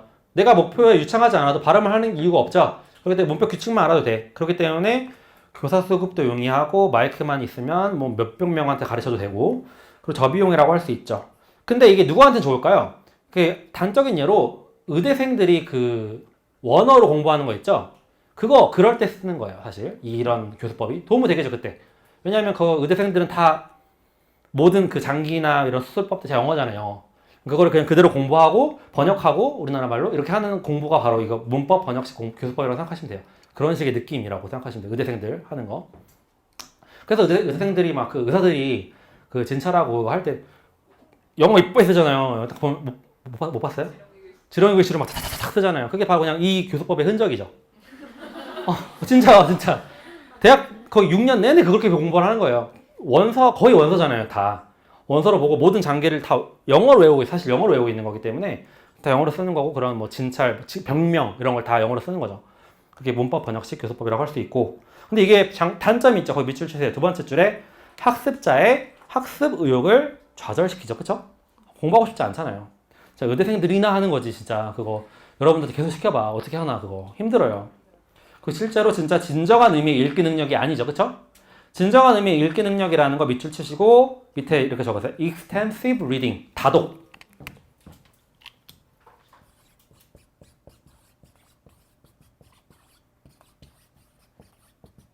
다독. 이게 바로 뭐예요? 내가 즐거움을 위해서 읽는 거죠. 그쵸? extensive reading. 이게 아니라는 거죠. 그쵸? 내가 읽는 게 뭐야? 번역하기 위해서만 읽는 거기 때문에 즐거움을 느낄 수가 절대 없다라는 거예요. 그래서 문법 번역식 교수법은 여기서 끝. 그 다음 직접 교수법 Direct Method. 이 문법 번역식 교수법의 반발로, 아주 큰 반발로, 그러니까 극과 극이라고 생각하면 돼요. 그 반발로 나온 게 직접 교수법인데, 말 그대로 그냥 direct 알려주는 거. 영어를 바로 영어 배울 거면 너 영어로 그냥 영어만 들어. 이런 거예요. 쉽게 설명하면. 두 번째, 거기 첫 번째 점에, 특징의 첫 번째 점에 세 번째 줄. 학생들의 모국어 사용이 어떻대요? 허용되지 않으며, 거기 밑줄 치시고, 또한 교사가 학생들의 모국어를 몰라도 상관이 없다. 그러니까 어떤 느낌을 생각하시면 되냐면, 혹시나 어릴 때 영어 학원을 다녀보셨던 분 중에 원어민 수업을 그냥 아무런 뭐 없이 그냥 영어 수업에 그냥 던져놓는 거. 그거 바로 이게 디렉트 메소드예요. 바로 다이렉트 메소드. 그냥 가서 그냥 뭘 얘기를 하든 말하든 그냥 영어 수업 듣는 거야. 외국인한테. 특히나 이럴 땐 그 경우도 느낀 적이 있을 텐데, 사실 한국계 미국인도 많잖아요. 절대 그분한테 뭐라고 해요? 야, 한국어 쓰지 말라고 하죠. 그런 상황에서. 한국말 할 수 있어도 하지 마세요. 애들 앞에서 하잖아요. 그게 바로 뭐예요? 다이렉트 메소드죠. 그냥 영어 환경에서 영어만 써. 이거예요. 그래서 여기서는 의미 전달을 명확하게 하려고. 왜냐하면 모국어를 쓸 수 없기 때문에 동작이나 그림을 사용하는 경우가 많죠. 그쵸? 그리고 문법과 뭘 안 가르치는 밑에 두 번째 줄 밑줄 그으세요. 문법과 목표 문화를 가르치지 않는다라고 해요. 그래서 이것들은 그냥 귀납적으로 자연스럽게 학습될 거라고 믿어요. 그리고 당연히 듣기와 말하기 기능의 중점. 그러니까 음성 언어가 중심이에요. 그리고 정확성을 강조합니다. 정확성 강조. 그렇기 때문에 교사는 어때야 돼요? 원어민과 거의 유사한 수준이 되어야 되겠죠? 그럼 당연히 이거에 따른 단점으로는 이런 교사 수급이 쉬워요? 어려워요? 어려워요. 그리고 뭐가 있을까요? 이렇게 영어 수업을 아무리 재밌게 한다고 한들 그런 영어 환경에 노출되는 시간이 길어요? 짧아요? 짧죠. 그렇기 때문에 효과적이지 않아요. 그렇게. 그렇지만 또 다시 장점을 얘기해보면 목표로만 계속 얘기하기 때문에 아이들한테 뭘 증진시킬 수 있어요. 뭔가 이 언어로 얘기를 하고 싶다라는 동기유발은 조금 시킬 수 있어요. 학습 동기. TE와도 연결이 될 수가 있겠죠. 그리고 또 다시 단적으로 넘어가면 영어로만 얘기해야 되니까 뭐예요? 정확하게 막 추상적인 개념을 막 애들한테 이해시키기가 어렵죠. 미숙한 애들한테, 얘들한테. 그렇기 때문에 되게 뜬구름 잡는 수업이 되기가 쉽죠. 그 구문 거기 원문 한번 읽어볼게요. 원문 몇 번째 점이냐면 거기 읽어볼까요? 잠깐만요. 그 왼쪽 원문에서 세모 하나, 둘, 셋, 넷, 다섯 번째. The native language 있죠? The native language should not be used in the classroom. 모국어 사용 금지되고요. 그 다음 그 밑에 것도 밑줄 치세요. The teacher should demonstrate. 시연을 해야 되고 뭘 하면 안 된대요. Not explain or translate. 설명을 하거나 번역을 하면 안 된대요. It is desirable. 뭐 하는 게 좋대? That students make a direct association. 직접적인 연상을 하는 게 좋대요. 그러니까 애들한테 자꾸 뭔가 영어로 들었을 때 이게 뭘 갖고 온 거냐면 실제 영어를 실생아처럼 생각을 하는 거예요. 앞에서 그냥 영어를 막 말하고 하면 얘들 자연적으로 영어를 잘하지 않을까? 이런 생각이 나온 건데 사실 쉽지 않죠. 그러니까 이게 이런 게 좀 생각해 보세요. 그 원어민들이 영어로 말하는 모든 내용이 이해 가능한 입력이에요? 아니죠. 그러니까 이런 걸 완전 간과하는 거예요. 그냥 영어로만 수업을 하면 애들이 영어를 듣고 뭔가 나중에 잘할 수 있지 않을까라고 생각하는 거예요. 물론 도움은 돼요. 도움은 되지만 그 뒤에 조금씩 변형해서 나온 게 이제 뒤에 나올 교수법들이라는 거예요. 이 디렉트 메소드도 T랑 연관이 있어요. 그렇죠? 이게 옛날 교수법이라고 해서 아예 안 좋은 건 아니야. 좋은 부분도 있어요. 그렇지만 뭐라고 해야 되죠? 타협을 하는 거죠. 이 부분은 사실 이런 EFL 환경이 좋지 않으니 좀 더 쉬운 영어를 하고 교실 영어에서 이렇게 하자. 뭐 이렇게 나온 것들이 뒤에 나오는 교실 영어라거나 뒤에 나오는 교수법들이라는 거죠. 그러니까 디렉트 메소드가 아예 나쁘다 이것도 안 돼요. 이것도 그냥 좋은 취지야. 취지는 좋으나 이대로 그대로 썼다가는 아이들한테 이해 가능한 입력도 줄 수 없고 아이들한테 오히려 좌절감만 줄 수도 있고 뭐 이런 식으로 생각하셔야 돼요. 아시겠죠? 그 다음 중요한 거 나오죠. 청화식 교수법. 배경은 아주 여기 별표 치세요. 청화식 교수법은 뭐 아셔야 되죠. 사실 이건 청화식 교수법은 좀 중등에서 더 중요해요. 중등에서 중요하고 초등은 뭐 중요하지 않다 이건 아닌데 시험 문제가 나오기가 조금 어려울 수도 있어요. 그렇지만 아주 중요한 내용이기 때문에 꼭 아셔야 되고 나온 배경은 쉬워요. 그냥 2차 세계대전이 배경이에요. 왜 배경이었냐면 그 당시에 이제 전쟁이 발발했기 때문에 이런저런 얘기를 해야 돼, 서로 해야 되는데, 의사소통을 해야 되는데 그런 인력들은 부족했고 그렇기 때문에 빨리 가르쳐야 되는데 그 전에 유행했던 직접 교수법, 방금 얘기했던 거, 디렉트 메소드는 굉장히 오래 걸리는 거였어요. 그러니까 무슨 느낌이냐면 직접 교수법은 그냥 어학연수 보내는 거예요. 그거 오래 걸리죠, 그쵸? 그 환경에 놔가지고 뭔가 그 언어를 배우게 하는 건 오래 걸리잖아. 물론 귀는 뚫리고 말은 하겠지, 나중에. 근데 오래 걸린다 이거예요. 그렇기 때문에 뭔가 빨리 할 수 있는 게 있지 않을까라는 생각을 한 거예요. 근데 맨 마지막 줄 가볼까요? 청화식 교수법은 1950년대를 지배한 구조주의 언어학, Structural Linguistics과 행동주의 심리학의 이론을 바탕을 두었다. 이게 이 50년대 아주 지배적인 이론들이었어요. 우리 행동주의 배웠죠? 뭐였어요? 모방, 암기, 반복. 이게 일단 이걸 받아들였고 구조주의 언어학이 뭐냐면 구조주의예요. 뭔가 언어는 다 쪼갤 수 있다예요. 그렇게 생각했던 게 구조주의 언어학이거든요. 그렇기 때문에 어떻게 보면 어떻게 가르치는 거예요? 뭔가 이 부분 A 배우고 B 파트 배우고 A, B를 합쳐서 문장을 배우고 이런 식으로 구조 분석을 했다는 거예요. 이해되시죠? 그러니까 영어는 이렇게 이렇게 구분이 구조가 이렇게 되어 있고 한국어는 이런 식으로 되어 있다. 이런 걸 연구했던 게 구조주의 언어학이거든요. 그러니까 그 각각 언어마다 그렇게 다를 거 아니에요, 그렇죠? 그런 걸 했는데 이제 그게 왜 중요한지 이제 설명을 할 거예요. 그래서 이런 두 가지 구조주의 언어학과 행동주의 심리학의 영향을 받았는데 특징 밑줄 칠게요. 거기 두 번째 줄에 음성 언어를 중심으로 문장의 패턴을 암기하도록 하는 교수법이다. 일단 기본적으로 급한 건 뭐냐면 그래서 아까 얘기하다 말았는데 그래서 그 전쟁을 때문에 이런 교수법이 개발이 됐어요. 개발됐는데 이제 2차 세계대전이 끝나고 미국이 패권을 쥐었죠. 미국이 패권을 쥐게 되니까 미국으로 유학 오는 사람들이 많아졌어. 근데 미국으로 유학을 오는데 영어를 배워야 되잖아요.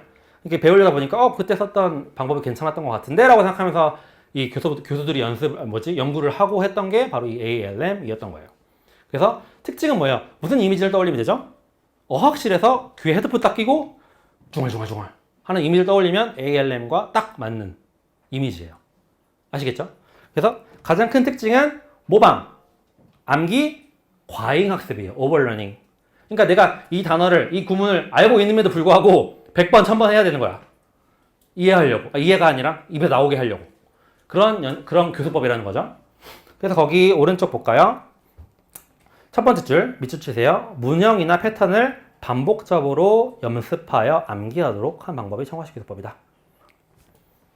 그래서 밑에 쭉 읽어보면 거기 제가 볼드 처리한 거 있죠, 그쵸? 진하게 한 부분 그냥 읽어볼게요. 습관 형성이라고 보는 거죠. 행동주의이기 때문에 언어 배우는 것도. 그래서 모방과 미미크리나 암기, 메모리제이션이 중요했고 그걸 하기 위해서 drill, 반복 훈련이 필요했다. 그쵸? 여기까지 되시죠? 그래서 반복 훈련을 했고 발음을 처음부터 중시했어요. 왜? 이 교수법이 탄생한 계기가 뭐예요? 서로 말이 통해야 되기 때문이에요. 그러니까 발음이 굉장히 중요하다고 본 거예요. 그래서 이 발음을 중시했기 때문에 이런 발음을 틀렸다. 그럼 계속 뭐 해주는 거야? 바로 처음부터 수정을 했던 거죠. 오류 수정. 오류가 나면 바로 고쳐야 한다고 생각하였다. 여기까지 밑줄 치세요.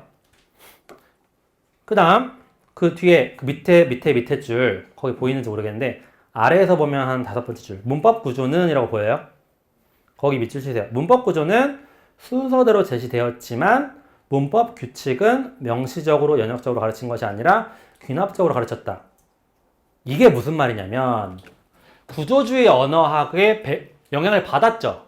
받았기 때문에 영어라는 게 예를 들면 뭐 단어, 구, 문장, 인토네이션 이런 게 있다라는 거를 이미 다 쪼개는 놨어요. 그리고 아이들이 여기서부터 단어부터 배우고 그 다음 두 개 단어로 이루어진 구, 세 개 단어로 이루어진 구를 공부를 하면 외울 수 있겠다라는 거 이미 해놨어. 구조주의 언어학에서. 그냥 그거를 차용을 했어요. 그러니까 얘네들이 연습을 할 때 단어부터, 처음에 뭐 최소쌍부터, 그 다음 단어 이런 식으로 점점 크게 하는 거는 교수법에 있다라는 거예요. 청와식 교수법에. 무슨 말인지 알겠죠? 내가 영어라는 언어를 분석해 보니까 그 교수들이, 언어학자들이 분석해 보니까 요런 요소로부터 점점 커지더라. 그렇기 때문에 얘네들이 공부를 할 때 요 작은 요소부터 조금씩 커져가는 식으로 반복 연습을 하면 되겠다. 라고 했던 게 ALM인데 그렇다고 해서 문법을 처음부터 알려준 건 아니라고요. 그러니까 교사는 알고 있어. 이해되죠? 교사나 이거 가르치는 이 교재를 만든 사람들은 알고 있는 거야. 그렇지만 아이들은 그것도 모르고 그냥 작은 거부터 큰 것까지 했다는 거죠. 연습만 계속. 그렇게 해서 그런 연습을 하다 보면 영어를 잘하지 않을까? 라고 생각했던 게 ALM의 물론 아이디어한 약간 생각이었죠. 이해되시죠? 그랬는데 그렇기 때문에 이 구조주의 언어학으로 언어 자료가 통제될 수밖에 없죠. 왜냐? 이렇게 쪼개질 수 있고 A, 최소쌍이 있고 이런 걸 그때 나왔다는 거예요. 그 시기에 영어에는 이런 뭐 M과 N 이런 미니멀 페어가 있고 이런 것들을 가르쳐야 되고 이런 것들이 그때만 언어 유행을 했기 때문에 이거부터 가르쳤어요. 그래서 이거부터 연습을 시키고 너 P와 F 발음을 할 줄 알아야 돼. P, F 이거 계속 시켰다는 거야. 점점점 하면서 pair, fair 이런 식으로 커지면서 했어요. 공부를 하다 보니까 이렇게 제시는 됐지만 너한테 뭘 안 했다고? 이거는 이래서 그랬던 거야 라고 얘기는 안 했다는 거예요. 그냥 무조건 따라해 이런 느낌이지. 그렇게 했더니 교수법은 당연히 학습 활동과 자료가 통제될 수밖에 없죠. 이 순서대로 가야 됐기 때문에. 그쵸? 통제되었고 교사는 사실 그 순서만 알고 있으면 상관은 없었어요. 영어를 잘하고 못하고는 중요하지 않았어요. 교사 입장에서. 그래서 수업 준비를 그냥 그날 해서 그냥 가르치면 되는 거죠. 그러니까 아이들 입에서 갑자기 선생님 이거 뭐예요? 라는 얘기가 나올 수가 없는 상황인 거죠. 그냥 이거 해, 외워, 따라해 이런 거죠. 그렇게 해서 거기 한번 표 읽어볼게요. New material is presented in dialogue form. 새로운 자료는 대화문 형태로 제시가 되죠. 그쵸? There is dependence on mimicry, memorization of set phrase and overlearning. 모방과 어구 단위의 암기. 그 다음 과잉학습에 의존한다. 엄청나게 연습을 하는 거예요. 그냥 계속 중얼.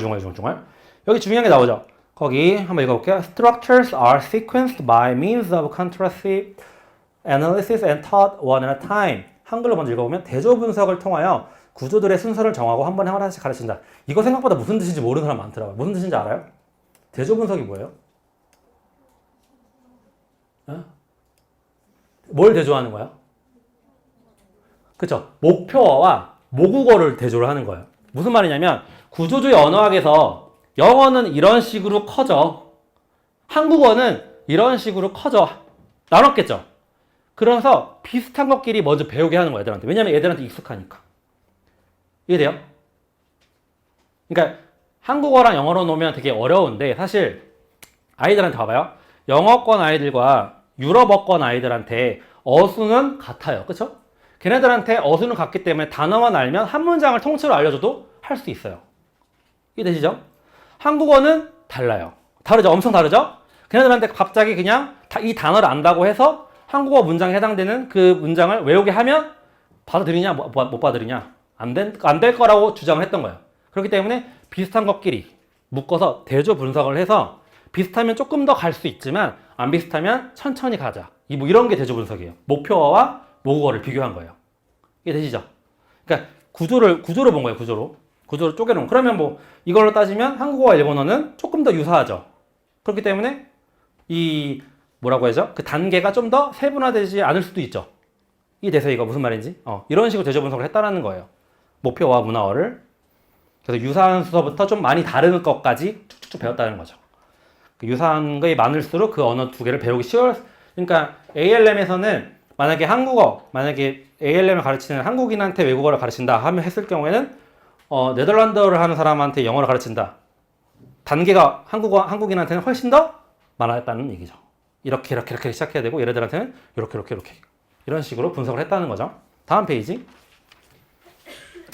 그 다음 Structural patterns are taught using repetitive drills. 구조 패턴은 반복 훈련을 통해서 가르친다. 그래서 반복했다는 거예요. 그 다음 There is little or no grammatical explanation.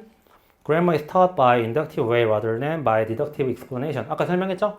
문법 설명 그냥 귀납적으로 설명은 굳이 안 한다는 거죠. 왜 안 하냐면 그냥 아까 설명한 것처럼 분석이 돼 있다고 생각한 거예요.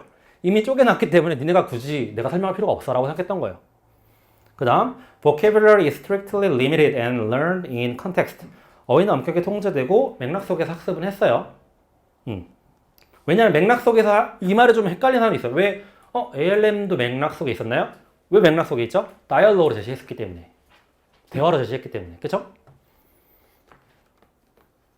예, 꼼꼼하게 보셔야 돼요. 꼼꼼하게. 막 그냥 무르듯이 읽으면 그냥 그런가 보다 이렇게 넘어가는 거예요. 근데 이제 꼼꼼하게 보면 좀 의아한 부분도 생길 수 있다고요. 그럼 그 부분을 의문을 해소하고 넘어가야 된다고요.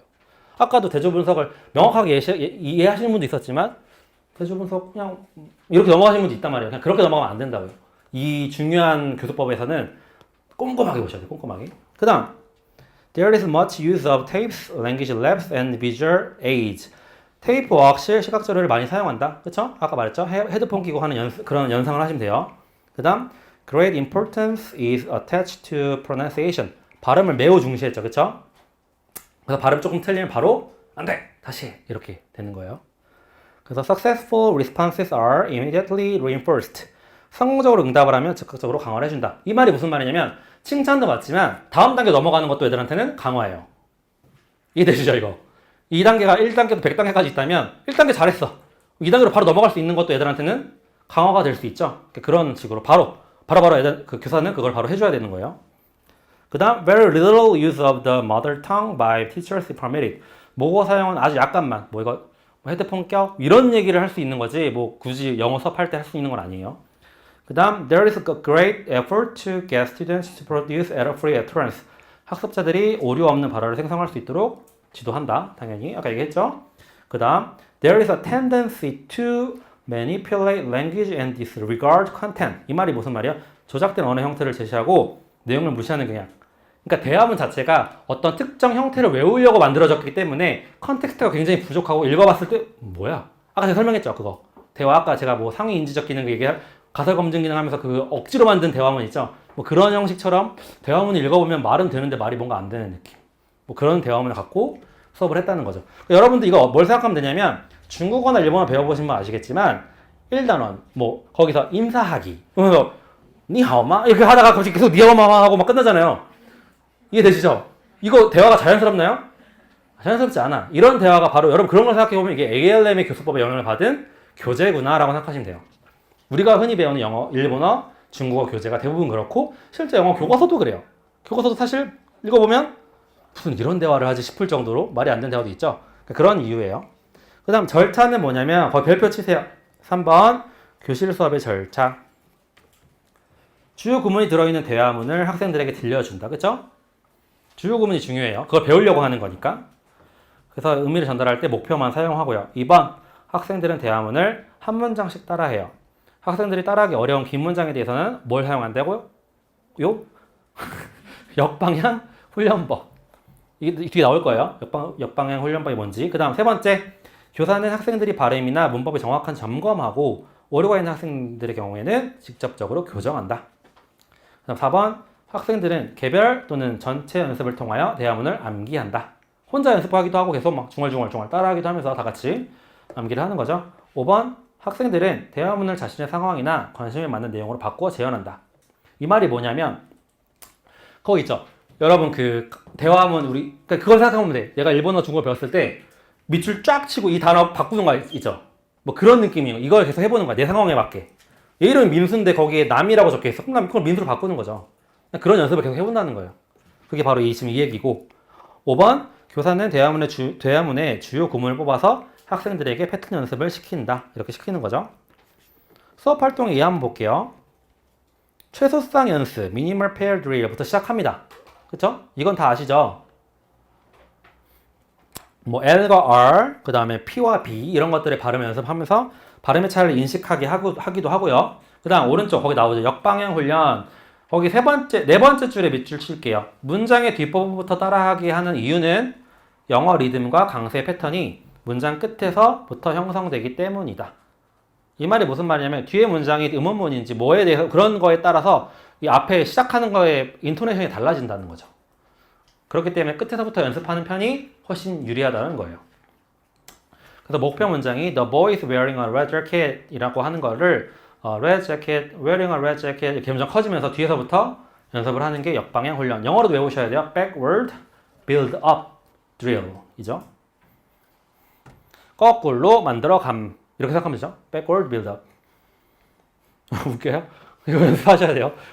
이거 계속 외워야 되니까. 역방향 훈련이랑 backward build up이랑은 조금 매치는 안 되잖아요. 그러니까 자꾸 머릿속에 연상해야죠. backward, 거꾸로 build up 만들어 간다. 이런 식으로. 그 다음 체인 연습 계속 하나씩 이렇게 하나씩 물어보고 그 다음 대치 연습. 이게 아까 말했던 거 뭐예요? 대화문을 자신의 상황에 맞게 뭔가 하는 그 연습이랑 비슷하죠. slot. 그게 바로 뭐예요? 영어로 치면 우리 그 대화문 줬을 때 빈칸 쫙 밑줄 치는 거 여러분이 바꿔라. 네 마음대로 해. 상황에 맞게 바꿔. 이게 바로 slot이죠. slot, substitution, drill. substitution 하면 대치죠. 그러니까 대치 연습. 그 지시 단어 cue라고 하죠. cue. 뭐 그 뭐지? 연극하고 이럴 때도 cue지만 여기서 우리가 딱 교사가 tiger 하면 애들이 뭐 거기서 뭐 I like tiger. 그러면 뭐 lion 하면 I like lions 이렇게 하는 게 바로 그 cue죠. cue. 뭐 이런 게 은근히 이런 게 문제 나올 수 있다니까요. 별것도 아닌데 그냥 그 지시 단어를 뭐라고 하는지 영어로 C로 시작한 단어 쓰시죠. 이렇게 나오면 갑자기 뭐야? 어렵지도 않은데 이렇게 나올 수 있다고요. 그러니까 모든 과목이 그렇지만 진짜 말도 안 되는 데서 문제를 내면 낼 수 있어요. 그러니까 이런 단어도 그냥 좀 꼼꼼하게 보세요. 그 다음 전환 연습 transformation drill이죠. 바꿔주는 거죠. 문형을 바꿔주는 거예요. 서술문을 의문문으로, 의문문을 서술문으로, 명령문으로 바꿔라. 이런 것도 되겠죠. 그런 거. 장점은 뭐냐면 첫째, 오른쪽 넘어가면 경제성이 있어요. 이게 뭘 생각하시면 되냐면 모든 학교에 CD만 내려주면 할 수 있어요. 그쵸? 경제성. 교사는 그냥 그거 들어. 1번부터 100번까지 들어봐. 이렇게 할 수 있잖아요. 두 번째, 구문이 체계적으로 도입되고 이거는 체계적이라는 말은 구조조의 언어학에서 이미 분석을 해놨기 때문에 내가 교사가 따로 뭔가 할 필요가 없다라는 얘기죠. 그래서 이거 연습을 통해 철저히 익히라는 거죠. 근데 단점이 너무 커요. 재미없어요. 그쵸? 이런 기계적인 연습과 과잉학습은 오버러닝은 노잼이죠. 흥미를 느끼지 못한다. 그리고 두 번째, 반복 연습을 통해 암기한 내용을 교실 밖의 실제 맥락, 컨텍스트에서 실제로 사용하지 못하는 연구 결과가 너무 많았어요. 실제로 뭐 How are you? I'm fine, thank you, and you? 라고 해서 외워왔는데 실제 애들 외국인 앞에서 한마디도 못했다 이거야. 그쵸? 그런 상황이 너무 많았기 때문에 이게 전이가 되지 않는구나 라고 생각했던 거죠. 그래서 많이 쇠퇴를 한 거죠. 아, 이게 별로 좋은 방법은 아니구나.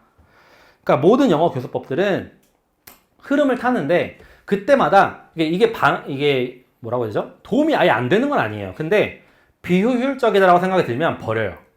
교수법들을. 근데 그거를 일부를 차용하기도 하죠. 계속 우리 교과서 남아 있잖아, 이런 거. 실제 우리 영어, 중국어 배울 때도 아직도 이렇게 쓰잖아요. CD로 듣고 대치 연습하고 하잖아요. 그러니까 이게 방법이 아예 그릇된 건 아니에요. 그러니까 일부를 차용하되 좀 더 요즘으로 치면 의사소통할 수 있게끔. 이해되시죠? 그렇게 바꾸는 것 뿐이에요. 전이가 되지 않고 세 번째, 언어학의 흐름이 촘스키가 아까 우리 어디 나왔죠? 네이티비스트 나왔죠. 그쵸? 이런 식으로 언어 형태를 쪼개서 될 게 아니야 라고 했던 거죠. 그쵸? 언어 흐름이 생성 문법 이론으로 바뀌었어요. 구조주의가 아니라. 이거 어렵게 들어가지만 무슨 말이냐면 구조는 진짜 겉으로 본 거예요. 이 언어라는 거, 영어라는 거, 한국어라는 걸 겉으로 봤을 때 뭐 기억, 니은, 자음과 모음이 있고 이렇게 보는 게 구조주의고 생성 문법은 문법이나 어떤 단어 같은 게 그렇게 만들어지지 아니야 이렇게 얘기하는 거예요. 그런 식으로 기계적으로 만들어지지 않는다는 거죠. 너무 깊게 파지 마세요. 그런 게 있어요. 그렇게 바뀌고 심리학도 역시나 행동주의 심리학이 아이들한테 별로 크게 도움이 안 된다는 거를 바뀌죠. 그쵸? 좀 애들이 즐거움을 느껴야 좀 할 수 있다. 이런 것도 바뀌기 때문에 쇠퇴하기 시작합니다. 그리고 문법 설명도 안 하고 모국어를 사용하지 않는 건 너무 비효율적이죠. 그쵸? 그쵸? 그런 것 때문에 이런 단점이 있다라는 거. 그 다음, TPR로 넘어가게. TPR. 중요하죠. 진짜 이거 별표 3개. 초등이기 때문에 3개. 정말 초등에서는 너무나 이거는 뭐 고전급이죠. 이 문제는 계속 매년 나와도 이상하지 않은 교수법이기 때문에 정말 꼼꼼하게 보셔야 돼요. TPR, Total Physical Response. 토탈이 뭐야? 전체죠, 전체. Physical, 몸을 사용해서 반응을 한다. 그러니까 몸 전체를 이용해서 반응하는 교수법이라는 거예요. 근데 이해중심 교수법인 이유는 뭐죠? 여러분? 이해중심 교수법인 이유는 아이들이 뭘 할 필요가 없어요. 일단 바로 할 필요가 없고 몸으로 이해 정도를 체크만 하면 되죠. 그렇죠? 그렇기 때문에 이해중심 교수법이라고도 한다. 이것도 주의하시고 넘어갈게요. 무슨 이론에 뭐 영향을 받았다. 이거는 그냥 넘어가세요. 82쪽에 첫째 밑줄 칠게요. 인간은 선천적으로 타고난 프로그램에 의거하여 언어를 습득하면 뭐죠 이거 지금 이거? 생득주의죠. LAD. 그러니까 이 TPR이 왜 대안적 교수법인지 아시겠죠? 그 네이티비스트가 나올 때부터 나온 교수법들이 대안적 교수법이에요. 이해되세요? 그 생득주의가 등장하면서부터 나온 게 대안적 교수법이고 나중에 아까 우리 그 모국어 습득 이론에서 인터랙션 티어리 배웠죠? 그거부터 영향을 받은 게 의사소통 교수법이에요. 이해되세요? 그러니까 모국어 이론이 발전하면서 제2언어 외국 이론도 발전한 거, 교수법도 발전한 거예요. 한마디로. 그러니까 이거는 TPR은 어디서 영향을 받았다? 생득주의에서 영향을 받았다고 보시면 돼요. 그러니까 자연적으로 이렇게 배운 게 있기 때문에 아이들이 이해만 하면 뇌가 알아서 처리를 해가지고 나중에 할 거야. 이런 식으로 생각하는 거예요. 영향을 받았죠. 둘째 밑줄 칠게요. 어린이는 우뇌를 사용하는 감각 활동을 통하여 언어를 배운다. 그래서 이거는 뭐 어린이를 연구해보니까 이렇게 그렇대요. 그래서 이걸 막 사용한 거야. 세 번째 밑줄 칠게요. 세 번째 둘째 줄에 언어 형태보다는 의미에 중점을 두고 왜냐면 뭐니까 이해중심 교수법이니까요. 뭘 아는데 말하기를 강요하지 않고 행동으로 표현하게 하면 학습자의 뭘 감소한대요? 스트레스가 감소한다. 그래서 TPR의 주요 수업 활동은 명령문이죠. 왜 명령문이라고 했냐면 잘 생각해 보세요. 그냥 명령문이어서 명령문인 게 아니라 몸으로 반응해야 되니까 명령문인 게 아니라 생득주의에서도 영향을 받았기 때문에 명령문이에요. 왜? 처음에 아이들한테 엄마가 얘기를 하는 거는 야, 밥 먹어. 일어나. 이렇게 명령으로 시작했다고 생각하는 거예요. 그래서 아이들한테 그걸 이해시키고 애들이 그때 갓난아기가 2살, 3살짜리가 대답을 막 합니까? 안 해요. 근데 일어나 몸으로 표현하죠. 막 일어나기도 하고 이렇게. 그렇기 때문에 이거를 명령문으로 처음에 도입을 시킨 거예요. 물론 명령문을 했을 때 이런 활동을 할 수도 있지만 그러니까 이런 그 연결고리를 잊지 말으셔야 된다고요. 왜 굳이 명령문일까라고 생각해 보면 그래서 어린 거 아이의 상호작용이 거의 명령문으로 이루어지기 때문에 명령문 커맨드로 한 거고요. 그 밑에 나오는 거 밑줄치에서 흔적 이론이 나와요. 이게 기출문제 그냥 띠어리라고 나왔거든요. 이게 무슨 띠어리냐면 바로 이 트레이스 띠어리예요. 흔적 이론이라고 하는 띠어리인데 이게 무슨 말이냐면 쉬워요. 만약에 내가 뭐라고 할까? 달리면서 여자친구의 음악을 들으면서 영어 교수법 TPR을 외웠어.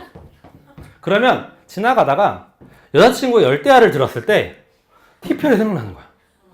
왜 그런지 모르겠는데. 아니면 내가 갑자기 달리고 있는데 TPR이 생각나는 거야. 무슨 말이냐면 사람의 뇌는 어떤 행동을 할 때 그 행동을 했을 경우에 뭔가 여러분 그런 경우 있죠. 어떤 음악을 들었는데 내 추억과 연결되는 음악 있죠. 그게 왜 그러냐면 이 뇌에는 다양한 부분이 있죠. 그죠? 그 부분이 있는데 내가 TPR을 공부할 때 마침 나는 글을 쓰고 있었어. 아니면 나는 마침 여자친구가 열대야를 듣고 있었어. 아니면 마침 나는 걷고 있었어. 뛰고 있었어. 아니면 마침 도서관 옆을 지나고 있었어. 시각적 이미지죠. 그런 것들이 믹스가 돼서 한꺼번에 TPR을 공부할 때 저장이 된대요. 그게 흔적이 남는다는 거예요. Tear trace. 그러다가 어느 흔적이 트리거가 되는 거야. 도서관 앞을 지나가다가 TPR 이런 식으로 생각이 난다는 거죠. 여자친구 노래가 들리다가 TPR 이렇게 생각이 난다는 거예요. 무슨 말인지 알겠어요? 이런 이론이 바로 흔적 이론이에요. 그래서 아이들은 움직이면서 배웠을 때 뭔가 온몸을 사용했기 때문에 그 구문을 외울 때 뭔가 그 행동을 했을 때 뭔가 기억이 더 잘 난다는 거죠. 왜냐하면 다중 감각을 이용했기 때문이에요. 그냥 그 구문을 그냥 듣고 따라했을 때는 청각과 청각만 이용한 거죠. 그렇죠? 근데 그때 내가 만약에 앉았다 일어나면서 뭔가 행동을 했을 경우에는 그런 행동을 갖고 쓰면서 지금 뇌를 자꾸 활성화시켰잖아요. 그러니까 이건 항상 이론인 거예요, 여러분.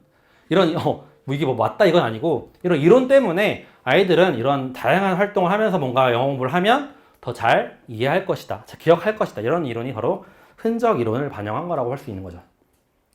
근데 실제 맞잖아요, 여러분. 약간 뭔가 어떤 음악을 딱 들으면 그때 기억이 쫙 기억난다거나 그런 것들이 보면 아예 틀린 말은 아닌 것 같아요. 그렇게 생각해 보시고. 그 다음 TPR의 가장 큰 특징은 거기 써있죠. 밑줄 치세요. 다중감각 멀티센서리를 사용하여 언어를 배운다는 점이다. 그래서 시각, 청각, 또 운동감각, 영어로 말할 수 있어요. Visual, Auditory, 운동감각 뭐라고 할 수 있죠? Kinesthetic. 다 쓸 줄 알아야 돼요. 이런 걸 모두 사용해서 영어를 배우기 때문에 이해하기도 쉽고 영상 기억 때문에 배운 내용을 또 기억하기도 쉽고 몸을 움직이기 때문에 모두 도움이 돼요. 정의적 어휘를 낮추고 스트레스 해소에도 도움이 된다. 그래서 이 교수법의 궁극적인 목표는 기초적인 말하기예요. 기초적인 말하기. 그러니까 처음에는 이해만 시키다가 왜 기초적인 말하기예요? TPR인데 몸으로 행동하는데 왜 기초적인 말하기가 목표죠? 얘기하실 수 있는 분. TPR은 그냥 듣고 이해하는 거 아니에요? 왜 기초적인 말하기라고 할 수 있죠? 궁극적인 목표가? 사이먼 세스 게임 있죠? 사이먼 세스. 사이먼 가라사대. 처음에 교사가 하죠. 나중에 누가 나와요? 학생이 나오죠. 그러니까 최종 목표는 학생이 뭔가 명령을 던질 때까지가 목표예요. 이게 되세요? 그렇기 때문에 이런 기초적인 커맨드를 말할 수 있을 때가 이 TPR의 궁극적인 목표라고 할 수 있죠. 그러니까 생각보다 이 목표를 그냥 이해한다고 생각하시는 분이 많아요. TPR은 이해하고 아이들이 그냥 이렇게 생각하면 안 된다는 거죠. 최종 목적은 뭐라고요? 학생이 교사 역할까지 해서 커맨드를 말하는 그런 기초적인 말하기 수준까지 올라오는 게 TPR의 궁극적인 목표라고 할 수 있죠. 이게 되시죠? 그렇기 때문에 이 단계, 이런 교수법의 특징이 있기 때문에 초등학교에 적용이 가장 많이 된다는 거죠. 이게 되시죠? 이런 기초적인 말하기, 중학교 애들한테 스탠드업 할 수 없잖아요. 이거 머리 손 올려 이런 거 할 수 없잖아요. 그러니까 초등학교에 가장 어울리는 교수법이죠.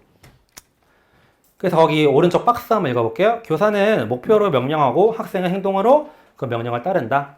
주요 학습 활동은 명령문 연습이다. 그쵸? 그 다음 문법은 귀납적으로 배운다. 굳이 설명 안 하죠. 그 다음 학습자의 주요 역할은 일단 청자예요. 그쵸? 청자. 그 다음 행동으로 나타내는 연기자, 퍼포머죠. 그 다음 교사의 역할은 가르치는 사람이 아니라 학생들에게 학습의 기회를 제공하는 사람이고 초기 단계에서는 학습의 오류를 굳이 수정하지는 않아요. 초기 단계예요. 초기 단계. 그래서 네이티비스트 영향을 받았고 크라시안 영향을 받았기 때문에 정의적 어휘를 낮추는 거에 굉장히 신경을 쓴 교수법이에요. 그래서 말하기 처음에 강요하지 않지만 나중에 돼서 몸 익숙해지면 교사 역할을 시키는 거예요. 이해되시죠?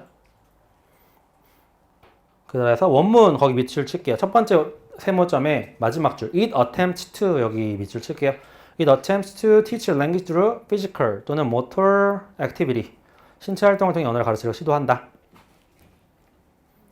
그 다음 in TPR Instructor give commands to students in the target language and students respond with whole body action 몸으로 반응한다. 그 다음 또 하나 중요한 게 그 밑줄 또 치세요. TPR is often used alongside other methods and techniques. 그러니까 TPR은 단독으로 쓸 수도 있지만 뭐 같아요? 다른 교수법과 기법을 같이 사용해도 무방하다. 이게 다 대안적 교수법의 특징이에요. NA도 그래요. NA도 어떤 교수법이 정해진 게 아니기 때문에 다른 이제 교수법들이랑 믹스를 해도 괜찮다고 얘기를 합니다. 그래서 교수실 수업의 예시는 애셔가 제시한 게 있는데 복습. 저번 시간에 배운 걸 하겠죠? pick up the pencil 아니면 touch your nose 이런 식으로 연습을 시켜요. 그 다음에 새로운 명령문을 소개를 일단 하겠죠. 그 다음 소개를 합니다. 이런 거 배울 거다. 그래서 이렇게 행동을 보여주는 거야. wash your hands 아니면 brush your teeth 이렇게 보여줘요. 그 그 다음에 이런 거 계속 가르치고, 그 다음에 연속된 동작도 할 수 있죠. 그쵸? and라고 하거나 뭐 after라는 뭐죠? 접속사를 이용해서 가르치기도 합니다. 꼭 하나의 문장만 가르치는 건 아니에요. 그 다음 질문하기. 또 물어볼 수 있죠. 그러니까 질문하기 이거 좀 의아할 수도 있는데 의문도 가르칠 수 있다. 이 말이 뭐냐면 그냥 애들이 이게 의문문인 걸 안다는 거예요. Who is Yuri? 하면 애들이 딱 지적하면 제가 유리예요. 이렇게 얘기할 수 있잖아요. 이렇게 꼽을 수 있잖아요. 역할 전환 이게 중요하죠. 별표. 이게 바로 뭐라고요? 옆에 적어주세요. TPR의 궁극적인 목표인 기초적 말하기를 하기 위해 필요한 활동이라고 적어주세요. 다시 한번 TPR의 궁극적 목표인 기초적인 말하기를 하기 위해 꼭 필요한 활동. 사실 역할 전환 안 하면 계속 듣기만 하겠죠, 여러분? 애들이 행동만 하는 거예요. 그래서 역할 전환이 좀 중요한 단계다. TPR에서 의외로. 그 다음 읽기와 쓰기 이런 것도 있고요. 피드백. 거기도 의미상으로 문제가 있으면 글로벌 에러라고 하죠. 그쵸? 이런 거는 뭐 한다? 고쳐줍니다. 뭘 방지하기 위해서? 화석화 현상을 방지하기 위해서 파실리제이션이죠. 뒤에 나오기도 해요. 오류에. 화석화 현상 방지라고 적어주세요. 그렇지만 형태적 오류, local error 또는 지역적 오류라고도 하죠. 이 오류는 굳이 수정하지 않아요. 근데 여기서 한번 잠깐 설명해 드릴게요. 또 하나 아시나 물어볼게. 글로벌 에러와 로컬 에러가 문법적인 거와 관련이 있어요? 문법이 틀리면 뭐 글로벌이고 이런 건가요? 아니죠. 만약에 윈도우를 말하고 싶은데 애가 look at the widow라고 했어. widow가 뭐예요? 미망인이죠. 그냥 철자 하나 틀려져. 이거 무슨 에러예요? 글로벌 에러죠. 그쵸? 이런 식으로 잘 생각하셔야 돼요. 그러니까 의미가 안 통하면 애들이 말하고 싶어하는 의미가 안 되면 무조건 글로벌 에러예요. 뭐 철자 하나 틀렸다. 이게 중요한 게 아니고. 그래서 장점 볼게요. 장점은 언어의 의미를 동작으로 명료하게 제시할 수 있죠. 그쵸? 그리고 학생들이 이해 정도를 즉시 점검할 수 있어. 기출문제 나왔던 부분이죠. 그쵸? 교사 입장에서 이거 TPR의 장점을 쓰시오. 뭐예요? 즉각적으로 학생들의 이해 정도를 점검할 수 있다. 그 다음에 또 장점이 뭐예요? 초등학습자에게는 아주 흥미롭고 효과적이죠. 완전 재밌어요, 진짜. TPR은 뭐 매일 해도 뭐 애들이 하자고 하는 정도로 막 사이먼 세드 이거 너무 좋아요. 막 그 변형도 있어요. 막 그런 거 게임이 있는데 뭐 그런 거 하면 뭐 애들이 막 자지러져요. 특히 한 4학년까지. 5학년부터는 좀 이래요. 지루해요. 뭐 이렇게 넘어가. 그래서 이건 아까 얘기했지만 다양한 교수법과 교수 기법과 같이 활용할 수 있고 단점은 뭐예요? 명령문이나 이런 걸로만 해야 되기 때문에 어떤 추상적인 거 가르치기가 굉장히 어렵죠. 그렇죠? 그래서 이걸 극복하려고 다른 교수법들을 계속 쓰는 거예요. 아시겠죠? 마지막 TPR 기출문제는 제가 넘어갈게요. 여러분 보실 수 있죠? 그 다음 마지막 NA만 간단히 설명하고 끝낼게요. 저도 지치고 여러분도 지쳐서 기출문제는 뭐죠? 여러분 봤을 수도 있으니까. 그래서 그것만 체크하고 넘어갈게요. 그 기출문제 1번에 나오는 그 작은 소문제 1번에 6번째 줄에 띠어리 보이죠? 소문제 1번에 그 띠어리가 뭐라고요? 아까? 트레이스 띠어리. 흔적 이론이라고요.